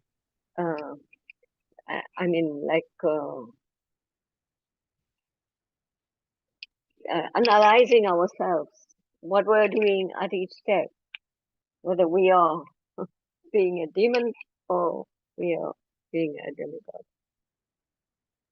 In each Yes, decision we take, in which thing that we do. and as Madhukumari Mataji mentioned, the biggest thing there is how much shelter are we taking of the Lord, right? I'm just trying to get one of the verses up. Just going to share my screen. This is from Canto 5, chapter 18, verse 12. Let me just put it in chat as well. This is a very, I don't know if it's a famous verse, but it's a very memorable verse once you realize how big this is, yeah? All the demigods and their exalted qualities, such as religion, knowledge, and renunciation, become manifest in the body of one who has developed unalloyed devotion for the Supreme Personality of Godhead, Vasudeva. On the other hand, a person devoid of devotional service and engaged in material activities has no good qualities. Even if he is adept at the practice of mystic yoga or the honest endeavor of maintaining his family and relatives, he must be driven by his own mental speculations and must engage in the service of the Lord's external energy. How can there be any good qualities in such a man? So it's actually, on the surface level, it's just like, what sort of verse is this? But when you really dig deep, you realize how hard-hitting the verse is, because it's basically saying what we just spoke about, what Shio was basically mentioning, that Everybody has the same qualifications, same qualities, everything, you know, externally, everything is the same, the demons and the demigods. But what separates the demigods is the fact that they're serving the Lord. They're doing whatever they're doing. It may externally look exactly the same as that of what a demon is doing, but they're doing it under the guidance, the direction, and for the service of the Lord. Arjuna on the battlefield was doing exactly the same as what Duryodhana, Dhritarashtra, everybody was, well, not Dhritarashtra, but Duryodhana and all his brothers and everybody was doing. But what was the difference? Arjun did it because the Lord told him to do it. The Lord was encouraging the fight for Arjun. Prabhupada came to the West. He fought so much of the demoniac mentality, fought so much of the impersonalist mentality. And you see, the impersonalists are always fighting the theistic mentality. But the difference is that Prabhupada was doing it under the direction of what the scriptures say. So yeah, every Kadamkar Maharaj would say, from moment to moment, we have to check ourselves. From moment to moment, we have to see this moment, am I doing what is correct for my service to the Lord? And for each of us, that may look different, you know?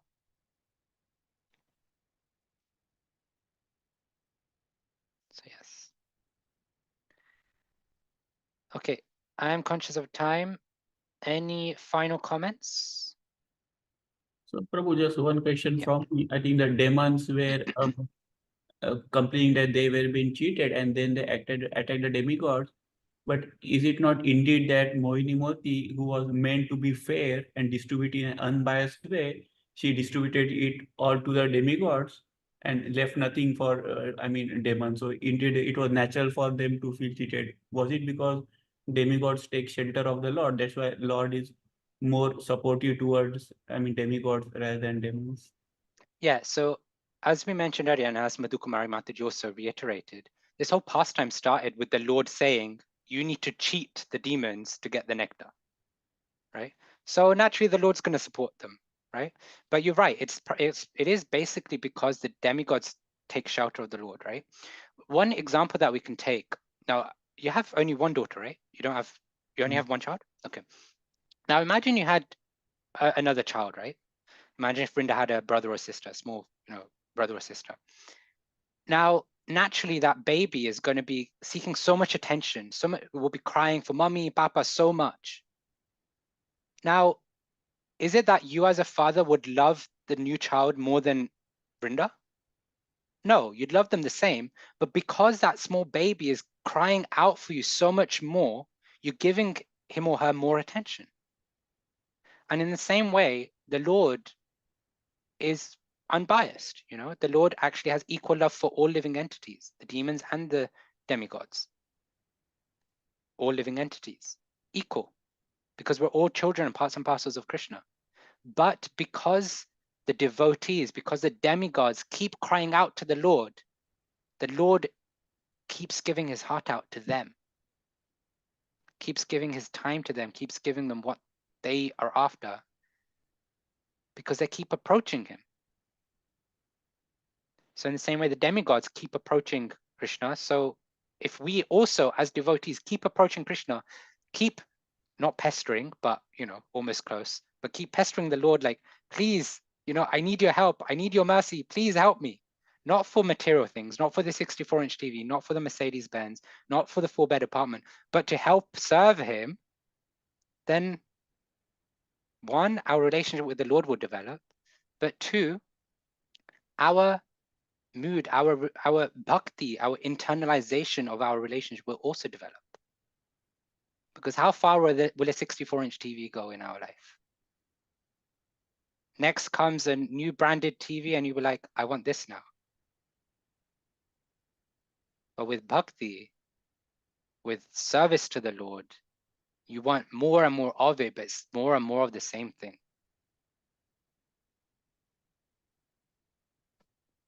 Okay, now we actually stop there. Let everybody have a break. How long do you guys usually have break? 15 minutes, 20 minutes? Usually 15 minutes approximately. Okay. Is everybody comfortable with 15? Come back at 5 to 12? Yeah. Okay. Hare Krishna. See you at Hare 5 to Krishna. 12.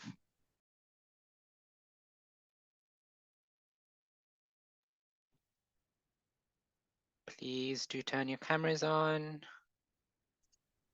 Put a thumbs up in chat if you're here. I'll just give devotees a few minutes.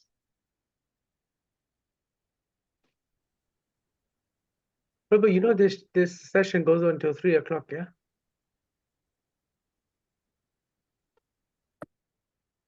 Yeah, we have a couple of intermissions. I think we just done one. We have 2 more. I see. Divyan Prabhu will know that that is not really a scary thing for me, but anyway. Just wait for a few more, I guess. Krishna, I saw your thumbs up. Kripa's here. Kumari Mataji and Priya Bandhu Prabhu.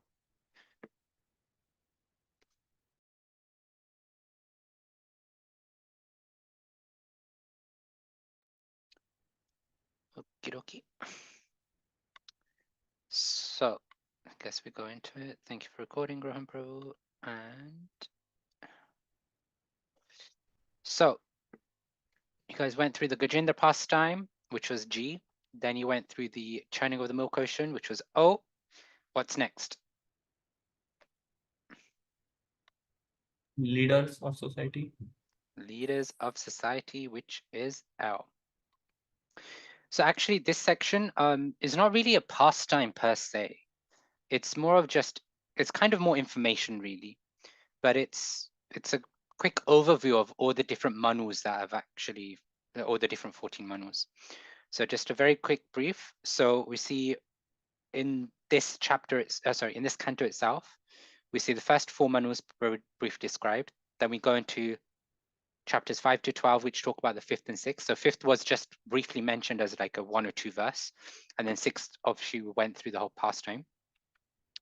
Then in these 2 chapters, what is described is basically the rest of the final 8 manus. There's kind of quick whistle-stop shop, if that's the right phrase, to go through all the different manus. So who are manus? Does anybody know who are manus? I don't know if Niskincana Prabhu has spoken about them or if you know from your own reading. Who are the manus? Anybody?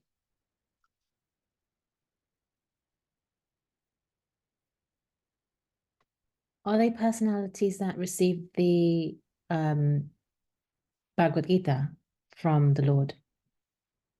Okay, close, close. Anyone else? Madhukumar Mataji, Shreya, Indira Radha Mataji, Nikita. As far as I remember, I think we have one manu for each manvantara. So Yeah. it's different each time. So we have, But, so how many of them? I can't quite remember. so there's 14 Perhaps manus, 7, but who are they? 14, Who are they? 14. Like, what's their position? Like, what's their position in the whole creation? Okay, so Nikita says progenitors. Yeah. So they're described actually as fathers of mankind, right? This idea that it's through the manus that all of the living entities come into being. And you see then off the back of manus, you have this idea of manushya, right? Humankind, talk about. And then from there, if you like took it from Sanskrit to the English language, then you'll see like words like man from manu, mankind, etc., etc. And what the manus basically do is establish, let me just stop sharing, establish the 4 religious principles, right? Dharma, artha, kama, and moksha, right? So basically establish these 4 things through something called the manusmriti, right? These are like codes for mankind. Now it's interesting because if anybody has gone through manusmriti, you see how detailed it is. You see it goes into very, very nuanced details about how mankind should live, what they should do, how they should eat, you know, the specific like different mudras, everything that you should do from the moment you wake up to the moment you sleep, and even how you sleep. That is very detailed, very difficult.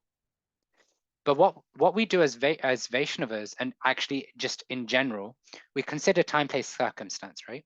So what we do is we take the principles of the Manusmriti as Srila Prabhupada has given them, or as Srila Prabhupada is emphasizing on certain principles, and we use those to live our life. So even if like somebody, even if we look at any of our senior Vaishnavas in the movement, they would probably find living by the details of Manusmriti very difficult in today's day and age. But the principles we can take and apply, because the principles are meant to be universal. Yeah? And so that gives us a very nice, interesting point for us. Whoops, let me share. For us to actually consider and think about is how do we then read through any scripture, right? Because we have all the Shastra, like Manusmriti is one of the scriptures, okay? One of the codes of how to live. But same way we could say that the Bhagavad Gita is a code of life as well.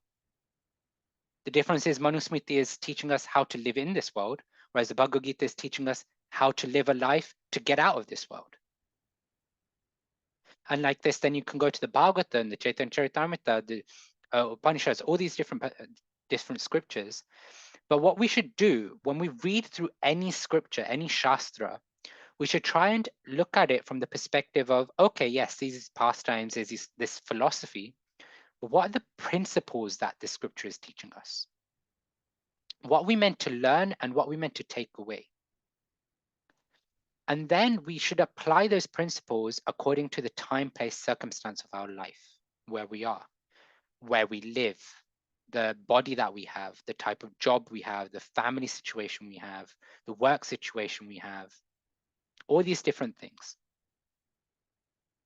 And when we do that, then we take the guidance of Guru, Sadhu, and say Prabhupada's purports and all these different, elevated sort of personalities and their teachings available to us to help us understand how the principle, accommodating for the time, place, circumstance, should actually be applied to our life. So here, time, place, circumstance, we may think, okay, this principle this is the way I apply it. But then we check in with the Guru and Sadhu, like, this is my thinking. Is this actually the way I should apply this principle? Have I understood the principle properly? And am I applying it properly? Because when we do that, then we can actually get to the appropriate level of detail for our spiritual practice. Yeah. So, for example, okay, well, one question that may come up is, well, how do I understand what is a principle versus a detail, right? We may question. Well, if I go here, next slide, then we see that, okay, there's different trains of thought. There's a conservative train of thought and there's a liberal train of thought. So conservative generally it means, okay, the Shastras has all this information, has all this detail. We just have to stick to it to the T. Shastra says turn left. In this situation, I turn left no matter what. But the liberals say, okay, Shastra might be there, but let's be practical. Let's be real. The Shastra doesn't apply to our life. Shastra is written thousands of years old. Let's just focus on being relevant, being real. And so then they'll think, I want to turn left, so I think I should do that. Yeah. So when you look at the focus of the different schools of thought, then you see conservatives are very much about preserve what the Shastras say. Whereas the liberals are always about, let's just adapt. Let's just focus on how we can live in the world. The extreme thoughts will be, let's preserve the principles and the details, right? We become rigid. Scripture says, do this, do this, do this. We do this, this, this. But being liberal is about, let's adapt not just the details of how to do things, but the principles of what we should do as well. And like this, we can go through the list. But what this section or what leadership in general teaches us when we really properly understand the scriptures is that we need a balance of both. We need to preserve like the conservatives, but we need to learn how to adapt like the liberals. We need to preserve the principles, but adapt the details, because the principles are what makes the tradition great.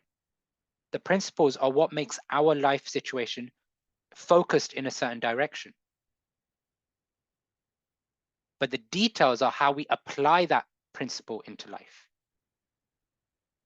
And so when we question, like, what is a principle, what is a detail, then Srila Prabhupada says that it requires a little bit of intelligence, right? So we require a little bit of intelligence to understand what is the difference between a principle and detail. So let's just go through a few examples, right? Okay, everybody knows how to use the thumbs up or chat or the hands up button, right? I'm hoping. So let's just have a little exercise. Put your hand up or thumbs up if chanting Hare Krishna is a principle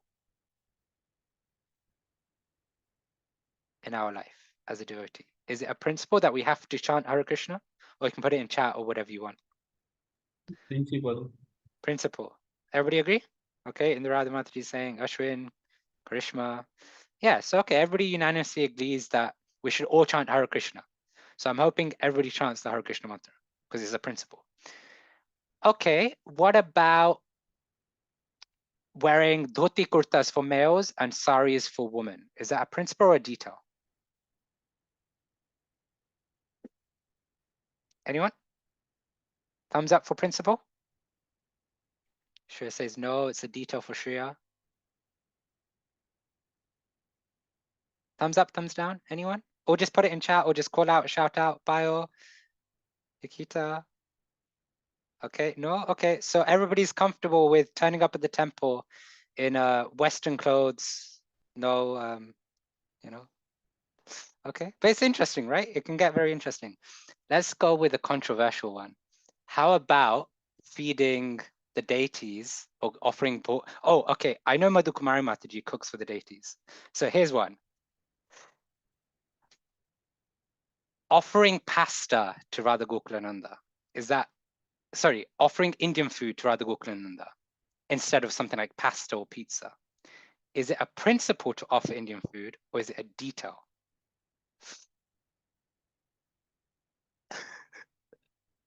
Okay, so Shreya says no, Bio says it's okay, a principle that we should offer. Okay. But it's interesting, right? Like many people will have different conflicting views of what's a principle, what's a detail. So we need to learn to navigate through. And for that, we take help of those around us, take help of those who are senior to us, take help of the scriptures to help us understand and our own intelligence when we go through the scriptures. Because we'll come across many different schools of thought, even within ISKCON, you know, like chocolate is a big one, you know, all these controversial points like chocolate or I don't know what else there is actually controversial points, but yeah. So many controversial points can come up, but it's like, which is the principle, which is the detail. But then we can also think like, does this really matter? Because sometimes we can get so bogged down in identifying what is a principle, what is a detail, that we're just fighting for the sake of fighting, as opposed to thinking, okay, is this actually helping me come closer to Krishna? Is it actually helping me focus? But it does require a little bit of intelligence. So that's that section, very short because it's just going through the manus and this idea of manu smritis actually. So then the next big pastime is D, which is the Vyambar Das's pastime in the Bhagavatam. Oh, he's not paying attention. Damn it. No, deeper the dwarf incarnation, right? So let me share my screen. So this pastime is the final major pastime, actually. There's one at the very last chapter around the Matsya Avatar, and hopefully we get to it. Otherwise, Niskincana Prabhu would probably kill me for not finishing Canto 8. But that's okay. It's a very normal thing for me to not finish on time. As if people know. Anyway, and this pastime, like if you see throughout Canto 8, the reason why the Canto 8 has an acronym of gold is because we're seeing what is really the value, you know, what is actually of value in our life. In the Gajendra pastime, we see that the value for Gajendra was not his family, was not his friends, was not all his material opulence or strength. It was his shelter of the Lord. In the churning of the milk ocean pastime, we see, yes, they valued the nectar so much as we discussed. But the value of the nectar was not just in the nectar. the real value was in surrendering to Krishna, surrendering to the Lord who helped them get what they needed to live life. And so in this section, we talk about the Vamnadev pastime, which again is very similar, talking about what is of real value. Yes, we talk about Bali Maharaj, Aditi, and the whole pastime with Vamnadev approaching Bali Maharaj. Yeah, and then at the end, hopefully we get to the Matsya Avatar as well, which is not part of this pastime, by the way, but it's kind of the last, it is the last chapter and last pastime of this canto. So where do we start?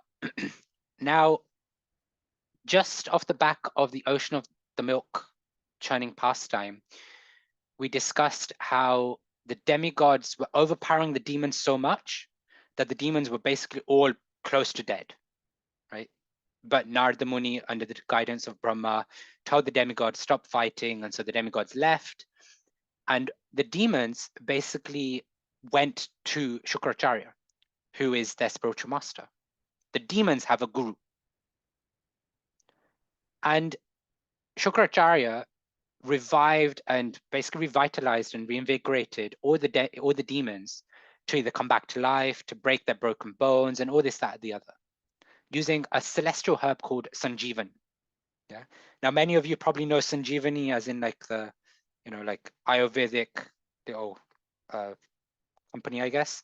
But the original Sanjeevani was here. It's the celestial herb. Yeah. And as Shukracharya was like fixing all the demons, basically, then he inspired Bali Maharaj to perform a great Vishvajit Yagna. And this Vishvajit Yagna would allow the demons to become so powerful that they could actually threaten the demigods again. Because remember, the demigods just had Amrit, so they're practically invincible. But invincibility doesn't mean that you can't lose a fight. It just means that you won't die. But they become very, very powerful. So Shukracharya is going like, Bali Maharaj, like if you perform this yagna, then you become so powerful that you'll actually be able to threaten the demigods and threaten their existence and their ability to take control and keep control of their land, their residence. And as Bali Maharaj did this yagna, then he felt immediately ready to go to Indra's abode and start attacking. And we see here, here is Indra, and you see he's concerned. He's seeing the army of Bali Maharaj ready to blow the conch shell and everything. And he's concerned, he's scared, like, where did they get all this power from? How did Bali Maharaj, who we had just almost killed, all of him and his demons, come back with such great strength and power? And doing in that thought process, they themselves, the demigods, Indra themselves, they go to their spiritual master, their guru, Brihaspati. And they ask, how did the demons become so powerful? And Brihaspati explains that the demons became so powerful because they pleased their spiritual master. By pleasing the guru, one gets so much power. And this principle is held true for even the demons. I believe it's Padma Purana, no, in the Upanishads, there's a verse, Yasa deve para bhakti yatha deve tatha guru tasyete katata hyarta prakashante mahatmanaha. This idea that for one who is completely submissive, one who has implicit faith in the Supreme Lord and in the spiritual master, then all the power, all the conclusions of the Vedic scriptures are revealed. Okay, the demons didn't have faith, implicit faith in the Supreme Lord, but they had implicit faith in their guru. So at least from a material perspective, they would have got so much power. Right? And we can see even in our movement, right?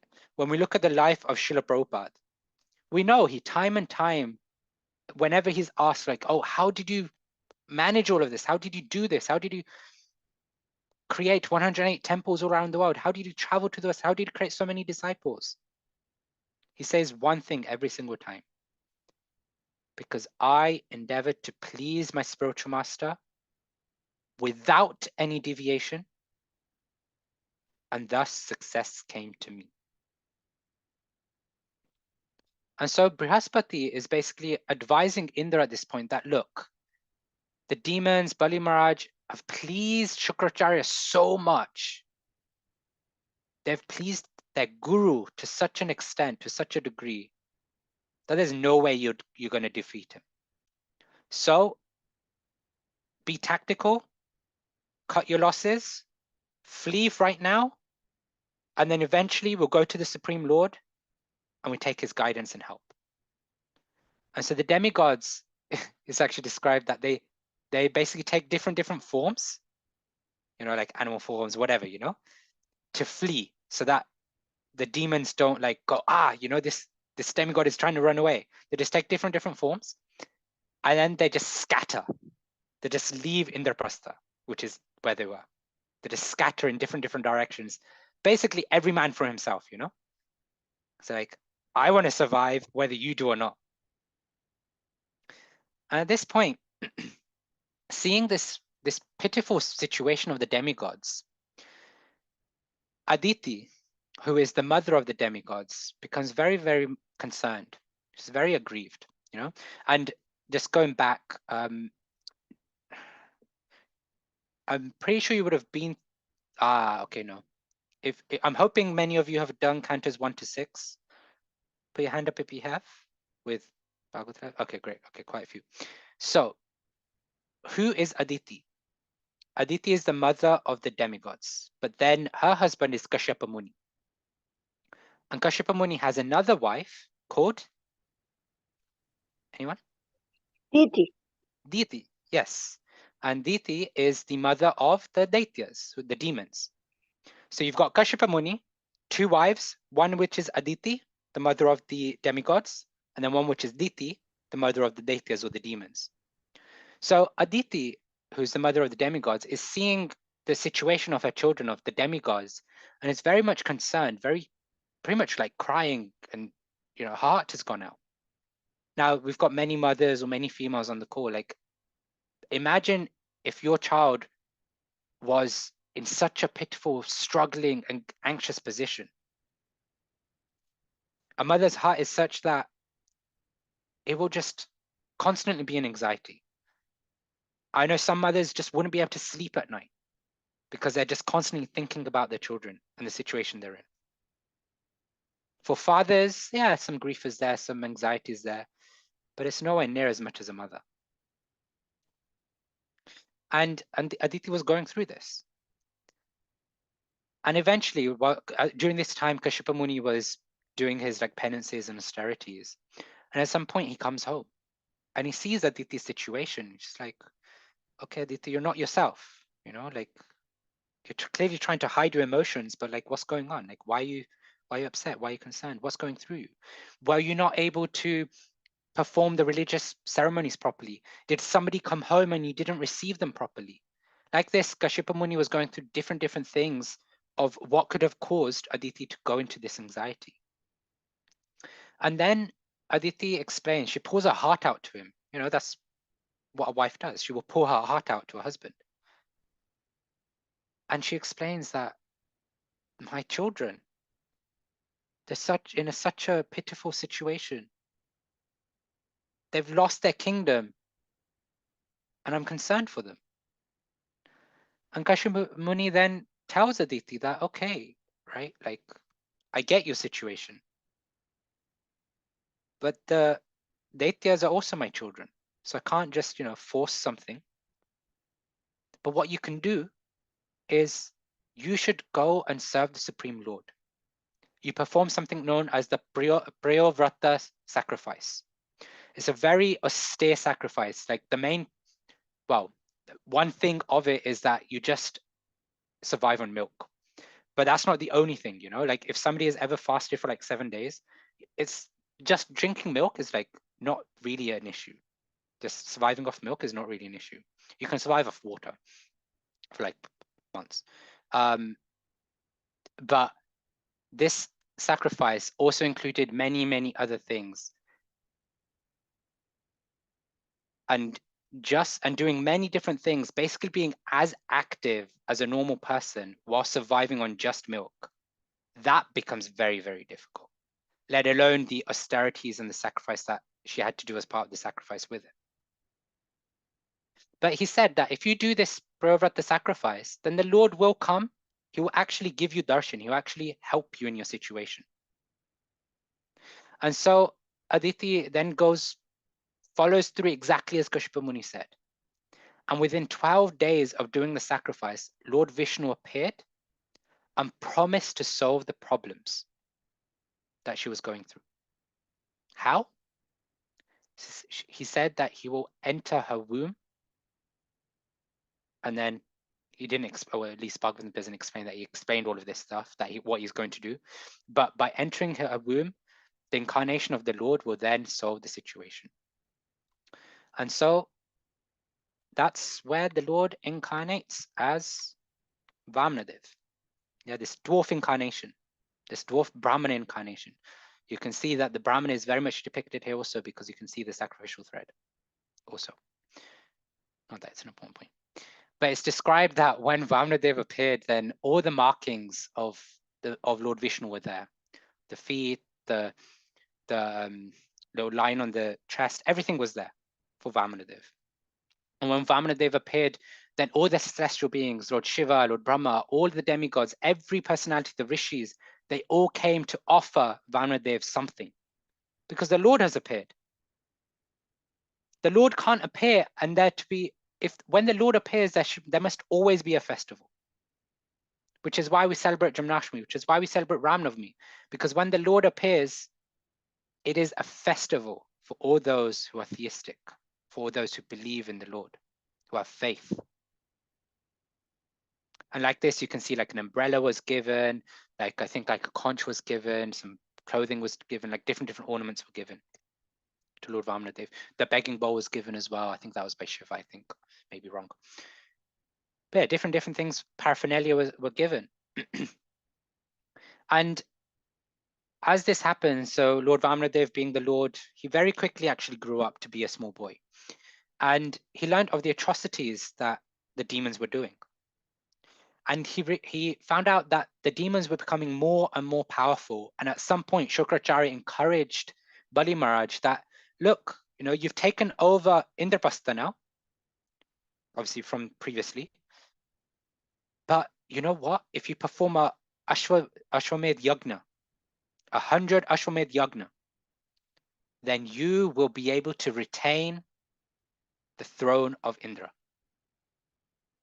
And so Bali Maharaj is performing this sacrifice now, this yagna. And Vamanadev finds out, and he thinks this is the opportune moment to go and defeat the demons, to go and cut Bali Maharaj down to his real size. And so Vamanadev goes to the sacrificial arena. And he goes, you can see here Vamanadev, but he's gone to the sacrificial arena. And he appears before Bali Maharaj, and it's described that as he was approaching, then all of the personalities that were present, as they saw Vamanadev, they saw this effulgence coming out of him, and they immediately realized that this is a special personality. This is no ordinary Brahmana. And Bali Maharaj, being a descendant of Prahlad Maharaj, right, the grandchild of Prahlad Maharaj, which you guys would have heard of in Canto 7, we know how great, even though born of a demoniac womb, Prahlad Maharaj was such a great saintly devotee. And Bali Maharaj is in his lineage, runs in his blood, as we would say.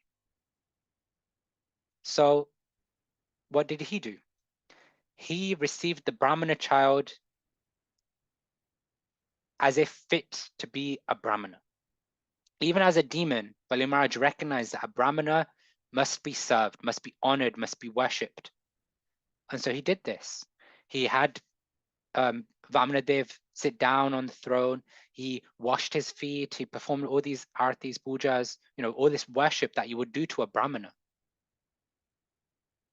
And doing all these things, then Bali Maharaj goes, okay, so Brahmana, oh great Brahmana, you've come to my abode, you've come to my residence. It is my duty to serve the Brahmanas. It is my duty to offer the Brahmanas charity. It is my duty to fulfill whatever you desire. So please tell me, what would you like? I can give you so many things. I am the Lord of all three worlds. You tell me what you desire. And what does Vamanadev ask for? He asks for 3 steps of land. He says, please, all I require is 3 steps of land. And Bali Maharaj just laughs. He's like, I know you're a Brahmana, but you've proven that you're a small child. Because as a small child, you're ignorant of what is actually beneficial for you. Take my word for it, right? 3 steps of land, you could have asked for anything. I could give you a whole island. But all you're asking for is 3 steps of land. So just revise your request and take something bigger, take something which is actually more meaningful. But Vamanadev then replies that, actually, let me read the verse. Yavanto vishaya preshta strilokyam vajitendriyam na shaknuvanti te sarve pratipuryetum nipa. He says, "O my dear king, even the entirety of whatever there may be within the 3 worlds to satisfy one's senses cannot satisfy a person whose senses are uncontrolled." He says that if I can't be satisfied with 3 steps of land, even if you give me all 3 worlds, if my senses are uncontrolled and I keep desiring more, then nothing will satisfy me. And we can see that in our life, right? If we're not satisfied with something, we're not satisfied with the phone we have, we get a new phone, but then we're still not satisfied with the new phone. A new model comes out and we're like, we want that model now. If we're not satisfied with the house we have, then no matter what house we get, we think, okay, the house is too small, so we get a bigger house. Then we say, no, the windows aren't double glazed, so we get the windows double glazed. No, but the radiators aren't working, so we get brand new radiators. Then we say, no, the shape, the layout, the architecture of the house is not good, so we get the whole house like rebuilt. But we'll never be satisfied. The 64-inch TV will never satisfy us. The Mercedes-Benz will never satisfy us. The 4-bed apartment will never satisfy us. Because if we're not satisfied with what we have, if our senses aren't controlled, we'll never be satisfied with whatever we get. The richest person is not one who has the most, but the one who needs the least. And so like this, Vamanadev is basically explaining to Bali Maharaj that I get it. You can give me anything I desire in the 3 worlds. But all I require is 3 steps of land. So why would I want more? And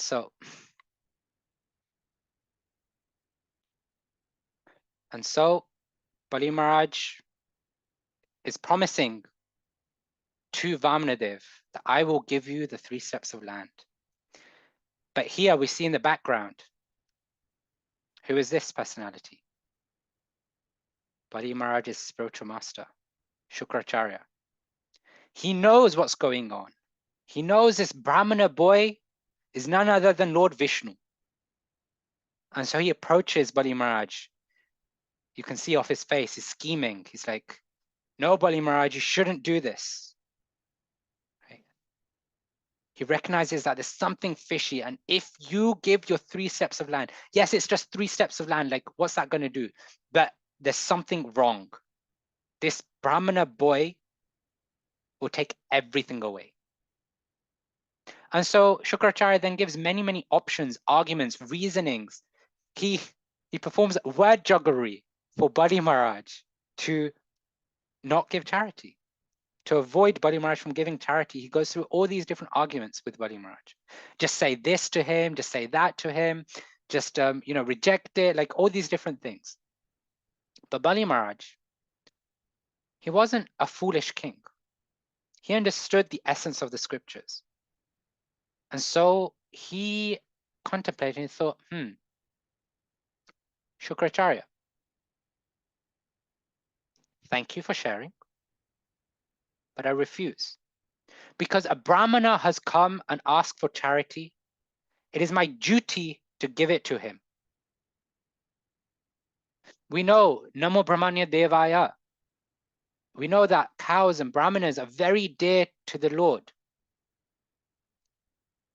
So if I want to please the Lord, remember Bali Maharaj is in the dynasty of Prahlad Maharaj. If I want to please the Lord, then I must give charity to the Brahmana because the Brahmana has asked. So in this way, we see that Bali Maharaj actually did something very, very notorious. He rejected his spiritual master. But he rejected Shukracharya not off of his whim, but off the back of Shukracharya going against the scriptural injunctions. And hearing this, Shukracharya became so agitated, so angry. He was like, you dare to go against what I'm saying? You dare to just give the 3 steps of land? I curse you that you'll be bereft of all your opulences very, very soon. And actually, we can see in our life that we come across so many people, so many different philosophies, so many different professional reciters of the Bhagavatam, of the Bhagavad Gita, of different scriptures. And they may well quote the Shastra correctly. They may well recite the verses properly. They may well translate the verses properly.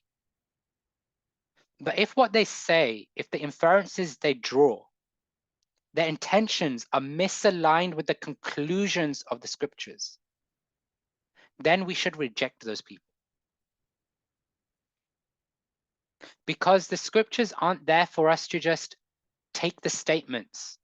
The scriptures are there, as Bhagavad Gita says, as Krishna says in the Bhagavad Gita, Sarvechaham Riddhi Sanvishamatismikya, Vedesha Sarve Ahameva Vedyo, right? By all the Vedas, I am to be known. Krishna is saying, not Bhaja Govindam Das, but Krishna is saying that I am to be known. We can learn, study all the Vedic literatures, all the scriptures. We can become the most learned personality in all 3 worlds.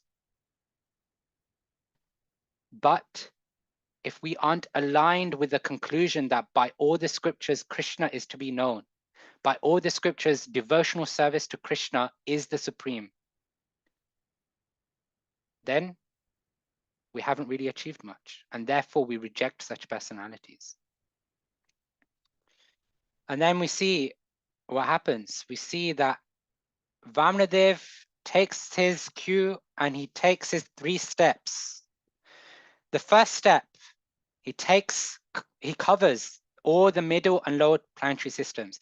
He basically expands himself to such a height, to beyond the universal form. Many, many descriptions of the universal form are given in this section. But he expands himself to such a degree that just with 1 step, Vamnadev has taken all of the middle and lower planetary systems. And then with the second step, you can see that he's put his leg out high. He's now put his second step on all of the upper planetary systems. And something you can't see on this picture, but which will be important in later pastimes. With the toe, with the tip of his toenail, he pierces the material cosmic creation, such that water from the causal ocean, from the spiritual world, comes through, washes his feet, and eventually becomes the Ganga, which travels through all the planetary systems. But then, right, we said that Bali Maharaj took possession of all 3 worlds, right? He was the lord of all 3 worlds, the upper, middle, lower planetary systems, the skies, the heavens, everything. But with 1 step, the middle and lower now became Vamnadev's. With the second step, the upper became Vamnadev's. But Bali Maharaj promised 3 steps. So where does Bali Maharaj So what does Bali Maharaj now give to Vamanadev for his third step? Vamanadev was promised 3 steps, but he's taken everything from Bali Maharaj in 2 steps. His head, as Krishna says. Now is the time where Vamanadev goes to Bali Maharaj. You promised 2 steps. Sorry, you promised 3 steps, but I took everything in 2. Bind him, right? Arrest him. He made a false promise. So Garuda, everybody, all the different personalities bind Bali Maharaj up. But then Bali Maharaj goes to Vamanadev. Yes, I promised 3 steps. You took everything in 2. But you can place your third on my head. And like this, Bali Maharaj is showing us and teaching us this idea of Atmanivedan, right? This idea of complete self-surrender to the Lord. The Lord took all of Bali Maharaj's possessions, and the only thing left was Bali Maharaj himself. And we can see in our lives, right? Often this point comes up like, oh, you know, I've got my family, I've got my husband, my wife, my kids, I've got all these attachments. I just got to get rid of them and then I can surrender to Krishna. But Bali Maharaj here is showing that we just have to give everything to Krishna and ourselves. And that is surrender. And when Bali Maharaj does this, Vamanadev becomes so pleased that he actually places his third step on Bali Maharaj's head. And here, one thing, going back to this point of Guru, right? There's a verse in Canto 5. Guru na sasyat, svajano na sasyat, pita na sasyat, janani na sasyat, devam na tatsyat, napatishta sasyan, na mochayedya samupeta mrityum. One who cannot deliver his dependent from the path of birth and death should never become a spiritual master, a relative, a father or mother, or a worshipful demigod, nor should such a person become a husband. This idea that if we can't deliver, if we can't bring spirituality into the lives of those around us, those who are dependent on us, we should just reject them. And that's a pretty strong word, pretty strong thought. It's not that we come off this call and then Divyamba Prabhu, you're like, oh, my mom's watching TV, I'm going to reject her. Oh, Bio, I'm with my family and my brothers, and okay, they're not into spiritual life, I'm just going to run away from home. Reject them. I can't say anything about Madhu Kumari Mataji because her husband's a devotee, her children are devotees, you know, so I can't say anything. But it's interesting because let's go through these, right? Let's go through each of these and we'll address that point. Spiritual master, we see in this pastime how Bali Maharaj rejected Shukracharya as his spiritual master. Why? Because Shukracharya was directing Bali Maharaj in a way which was against the injunctions of the scripture, against the conclusions of the scripture. Can anybody think of personality or personalities who rejected all their relatives because they were going against spiritual life? And I'll give a hint, Ramayan. Madhu Kumari Mataji? Sorry, Prabhu, Vibhishan. Prabhu is Ravan, disturbing me brother. here. Sorry. Oh, okay. Vibhishan. Vibhishan, yes. Who was Vibhishan? The brother of Ravana, Kumbhakarna. And he rejected them. He was like, to hell to Ravan, to hell with Kumbhakarna, to hell with all my family in Sri Lanka, or in Lanka. And he came to Ram and took shelter of Ram, and Ram accepted him. Okay, next one. Who rejected their father because they were going against spiritual life or Krishna? Prahlad Maharaj. Prahlad Maharaj. His father, a demon. He himself was born in a demoniac family. but he rejected his father. And in fact, it is so interesting, that pastime, like just Prahlad Maharaj's terminology is just so interesting. When a child goes to his father, he goes, Papa, Daddy, Dad, you know? But what does Prahlad Maharaj do? Oh, king of demons. Oh, demoniac personality. Like, I don't even know, like, maybe somebody can correct me, but I don't even think anywhere in that section of the Bhagavatam it's described that Prahlad Maharaj actually refers to Hiranyakashipu, his father, as my father. I'm pretty sure in all of the statements, he's always referring to him as, oh, king of demons, or something along those lines. And, you know, like, let alone our children, you know, calling us demons and like, oh, Divyambara Das, you know. But yeah. Anyway, mother, who rejected their mother because they did something very, very horrible to the Lord? Bharat Maharaj? Bharat Maharaj. He rejected his mother, Kaikeyi, because of Kaikeyi, Ram had to go to the forest. He got exiled. Okay, a difficult one. Demigods. Who rejected the demigods? Because of higher principles, because of spiritual life being the main principle, main guiding principle. Vrajvasis, they Okay. rejected Indra. Okay, yeah. But they weren't really close to demigods in one sense, but you know, it's a good example. Any others? Katwangana. The personality who had served and supported the demigods in every fight, every battle. Is that the right one?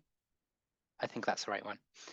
And then, you know, the demigods were like pleased with him, and then they asked him, oh, like, what would you like? So Katwangana was like, just tell me, when am I about to die? And the demigods say, in one moment.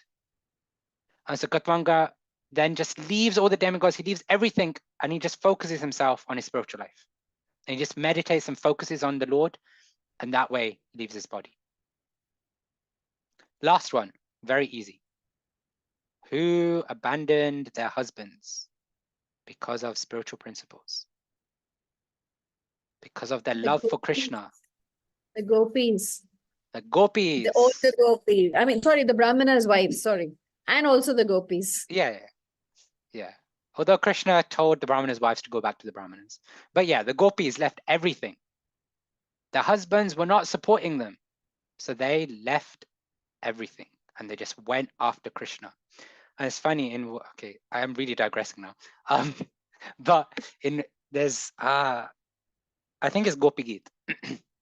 There's a pastime described, or there's an explanation described about the deer of Raj, you know, the animal deer. How the gopis are basically like envious of the deer because the deer not only can go to Krishna, but the deer's husbands are encouraging the deer, like, come with us, let's go together to Krishna.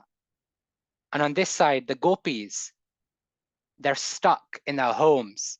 And in order to go to Krishna, they have to fight, they have to tiptoe their way around to get out of their house to avoid their husbands. So they're envious of the deer because they are stuck in their situation and their husbands aren't supporting them. In fact, they're pulling them back, they're tying them up. And on this side, the deer, they want to go to Krishna, and the husbands are like, yes, let's go to Krishna together. So shall we now reject our guru? Shall we now reject our family? Shall we now reject our father or mother? Shall we now reject all the personalities we know? Shall we reject our spouse?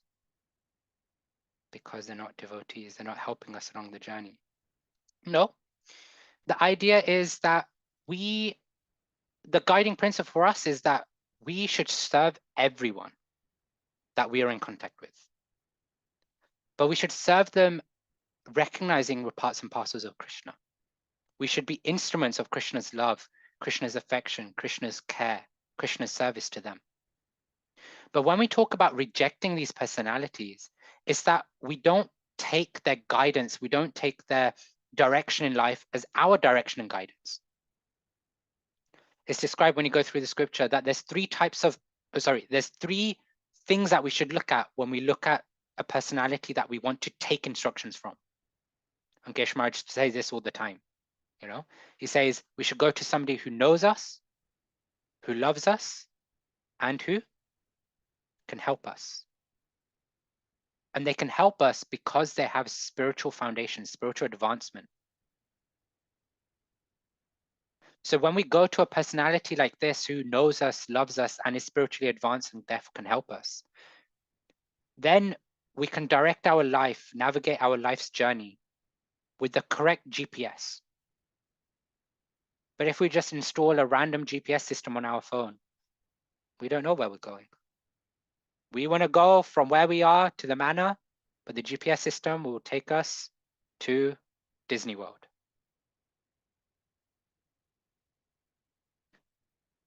So we don't want to run away. It's about giving them the association, but not taking their association.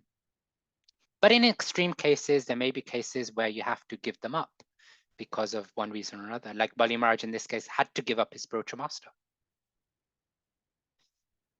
So then we move on and we see later on that actually in this pastime, Prahlad Maharaj comes, obviously he's grandfather of Bali Maharaj. So he comes and, oh, actually one thing I forgot to mention is that actually as this pastime happens, as Bali Maharaj is tied up, then everybody's like morose, you know, he's like, oh my gosh, you know, like such a bad situation. But then Prahlad Maharaj comes and he actually explains that Bali Maharaj, you actually attained the greatest benediction. Now that's confusing, right? He got tied up, everything got taken away from him, and he got benediction. Well, we see that actually all the great personalities, we see even Prabhupada had the same thing happen to him. There was a point in Prabhupada's life where, this is even after he started preaching, I believe, where he got news that his chemist business collapsed. And Prabhupada would just laugh to himself and he'd think, and he'd remember this pastime. There's a specific verse which I don't have actually, but if somebody does have it, maybe you can put it in chat. There's a specific verse that talks about how actually Bali Maharaj was so benedicted because Krishna favors those personalities by taking everything away from them. Right? And then at the request of, I believe it's Brahma and Bali Maharaj's wife, then Bali Maharaj gets released. Right? And seeing Bali Maharaj's sincerity, seeing his humility, the Lord actually then gives Bali Maharaj reign over Sutal, right, which is one of the lower planetary systems. It's like, okay, you know, like you can't take Indra's position right now. You'll get Indra's position in the next life, but in this life, I'll give you possession of Sutal or Sutalok. And it's described that actually Sutalok was so much of a greater residence, so much more superior to that of the demigods. Because the Lord promised that there won't be any anxiety, there won't be this, there won't be that. Everything will be picture perfect. And it'll be so picture perfect, and I'll guarantee it so much that I myself will come to be a doorman for your residence. So that if any bad thing tries to even enter the kingdom, I will kick it away. And so in this way, we see that Aditi's desire, like you can see here, the demigods become reinstated by Aditi's desire. So Aditi's desire also gets fulfilled by this. And very quickly, because it is just one chapter, I'm conscious of time, hope you guys are okay with it, but very quickly to wrap up the canto, we come to the last chapter, which talks about the Matsya Avatar, right, which is the fish incarnation of the Lord. And actually it's described that there were two fish incarnations. One fish incarnation was during the first Manu, so Swayambhavu Manu's era, where the Matsya Avatar, the fish incarnation, actually, there's a demon called Hayagriva, yeah, so Brahma is basically asleep at this point, and Hayagriva comes to try and take and steal all of the Vedic knowledge. He steals it all.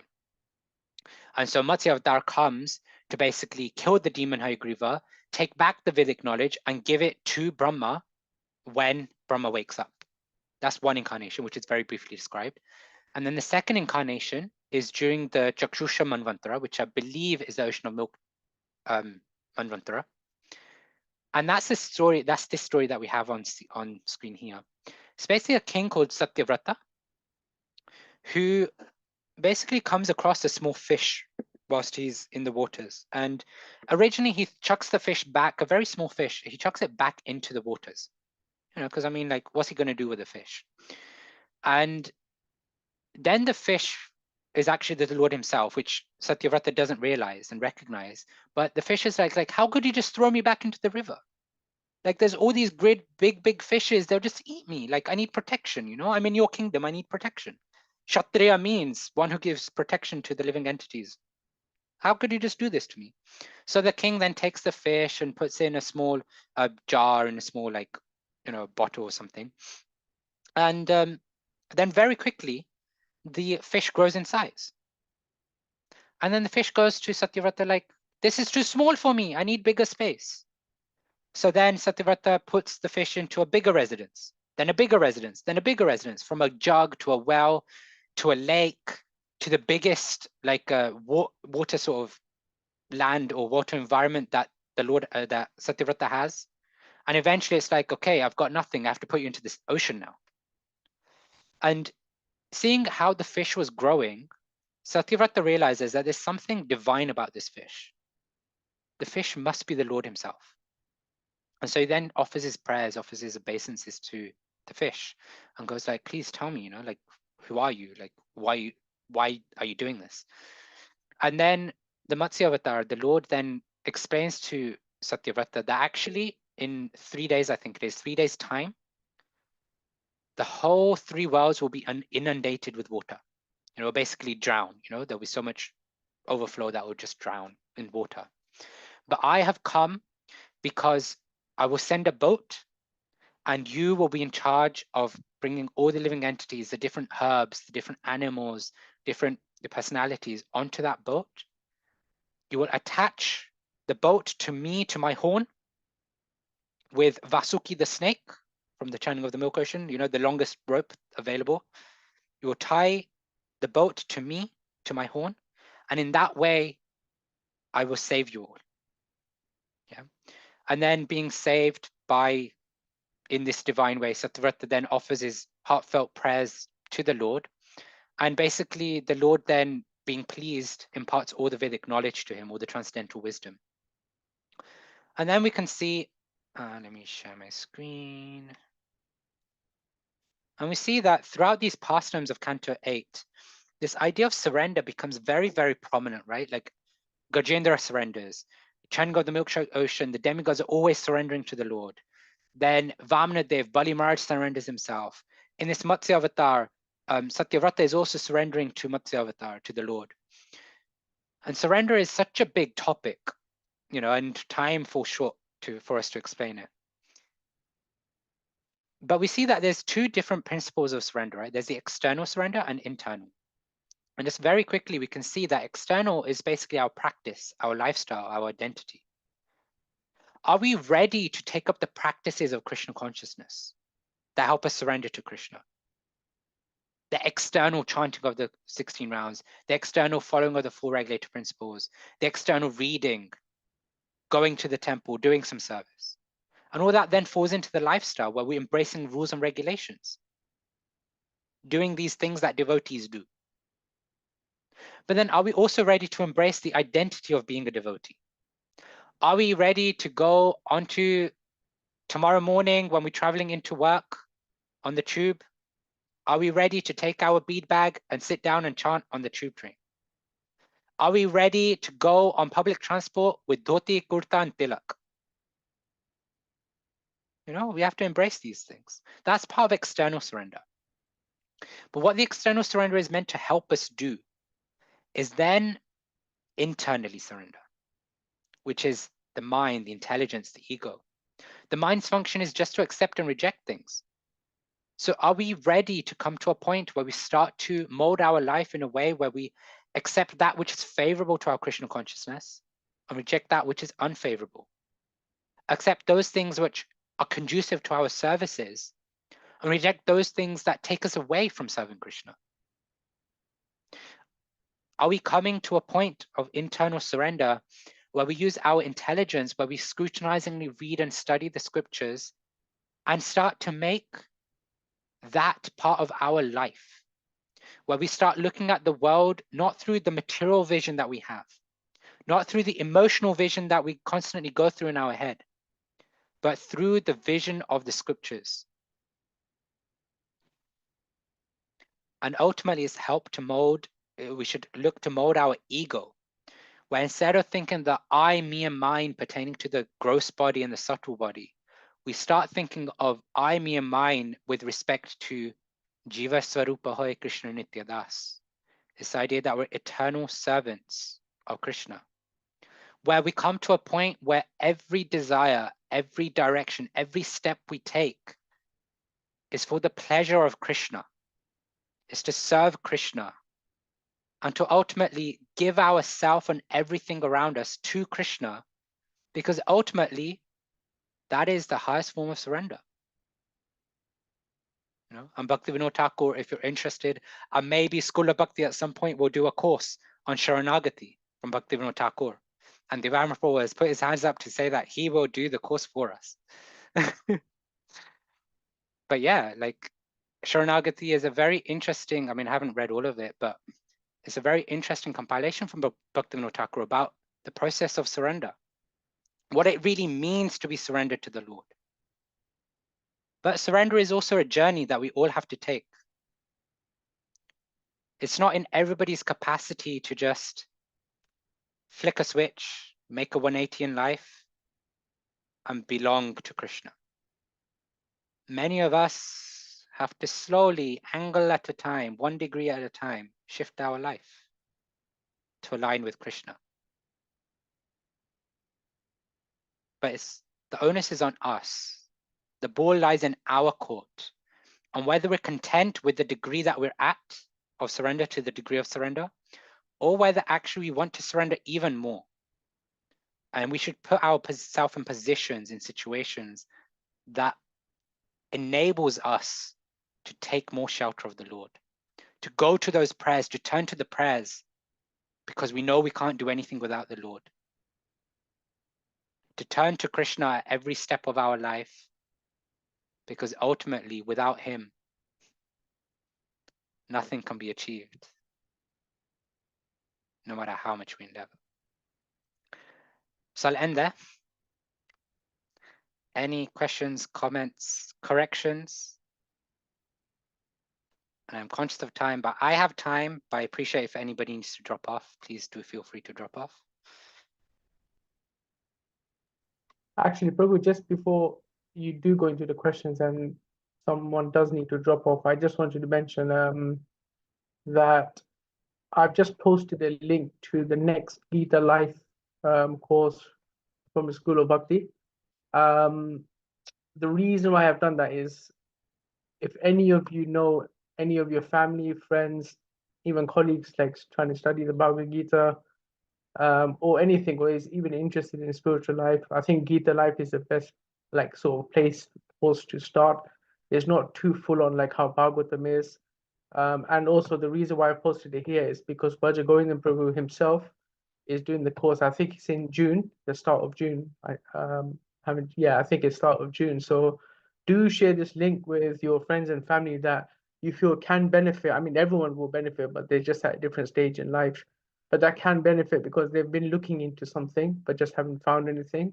So please do kindly share this link, or if you forget the link or whatever, just tell them to go into the School of Bhakti website and just sign up for the course if they're able to, because I've been on Bhaja Govinda Prabhu's Gita Life course the last one he done, and it was so fantastic.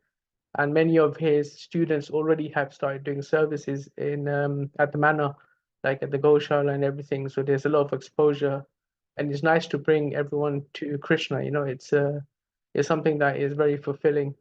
So yeah, I just wanted to mention that. Actually, what we'll do, Ashwin Prabhu, if you can message this directly onto the WhatsApp group that we have, and yeah, that way we can actually, you won't lose a link then, so then you can just share that. But yeah, thank you very much, Haribo. So yeah, I'll let you carry on, Prabhu, just before anyone does drop off. Okay, thank you. Anyway, any questions, comments? Not on Gita Life. So Prabhu, one question. Okay. Yeah, on this topic only, like I think how Bali Maharaj rejected Shukracharya's instructions. So does it mean in practice that if, let's say, Guru gives some instruction, the disciple has to evaluate it and whether it is in line with the scripture or not, and then apply it, or just apply it knowing that Guru is a pure devotee of the Lord? Or Let me just share my screen again.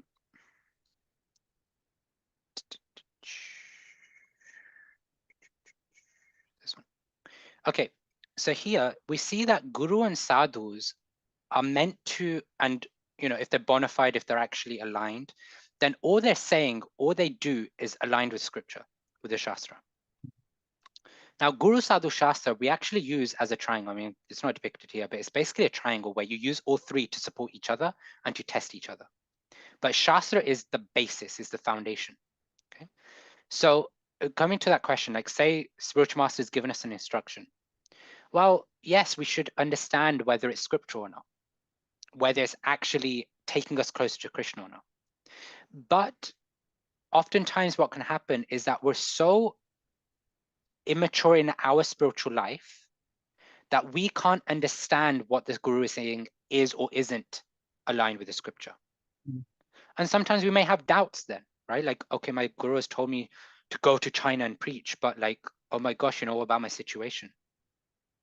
I don't think that's aligned because he's telling me to leave everything behind and go. But then it's a conversation with the guru. There we can go, okay, look, I'm not understanding your instruction because I have my family, I have all these people here that are dependent on me. You're asking me to go to China. But maybe what the guru has given us is a sutra in life that we then need to go deeper in and understanding what that actually means. Because in that conversation, you may find that the guru is actually saying, yeah, I know you've got your family, but I'm saying you find a way where over the next 6 months, 12 months, you move with your family to China. Or maybe the guru doesn't know and he's thinking, oh, I didn't know this, but now that I know your time, place, and circumstance, don't do it right now. Maybe 5, 10 years later, you can go. So like this, it's not that we doubt the guru or the guru's instruction, but doubts are very normal. They're very natural in our life. But the way we doubt is have the basis that the guru knows the scripture and is telling us something which is aligned with the scripture. And the doubt then becomes a question of how do I apply it based on time, place, circumstance? And then that becomes a discussion. I don't know if that helps, because I feel like there was something more deeper behind the question. But yeah. No, I think it helps. I think it was brief for me. Hare Krishna. Hare Krishna.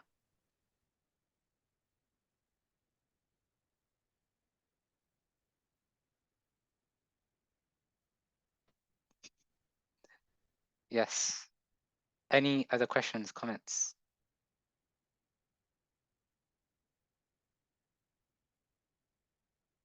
No?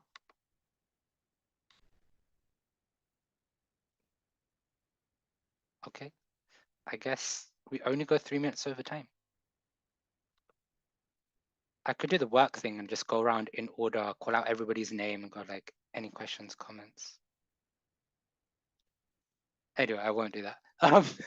Okay, so if everybody's comfortable, then we can end the call. And next week you will resume. Is it next week that you resume with Niskincana Prabhu? Or is it the week after? Next Yes, week, I think, next. right? So please forgive me if I've said anything wrong, incorrect. If Niskincana Prabhu comes and you're like, I have no idea what Bhajagovindan Das was saying, then you can just ask him to go through all of Canto 8 again.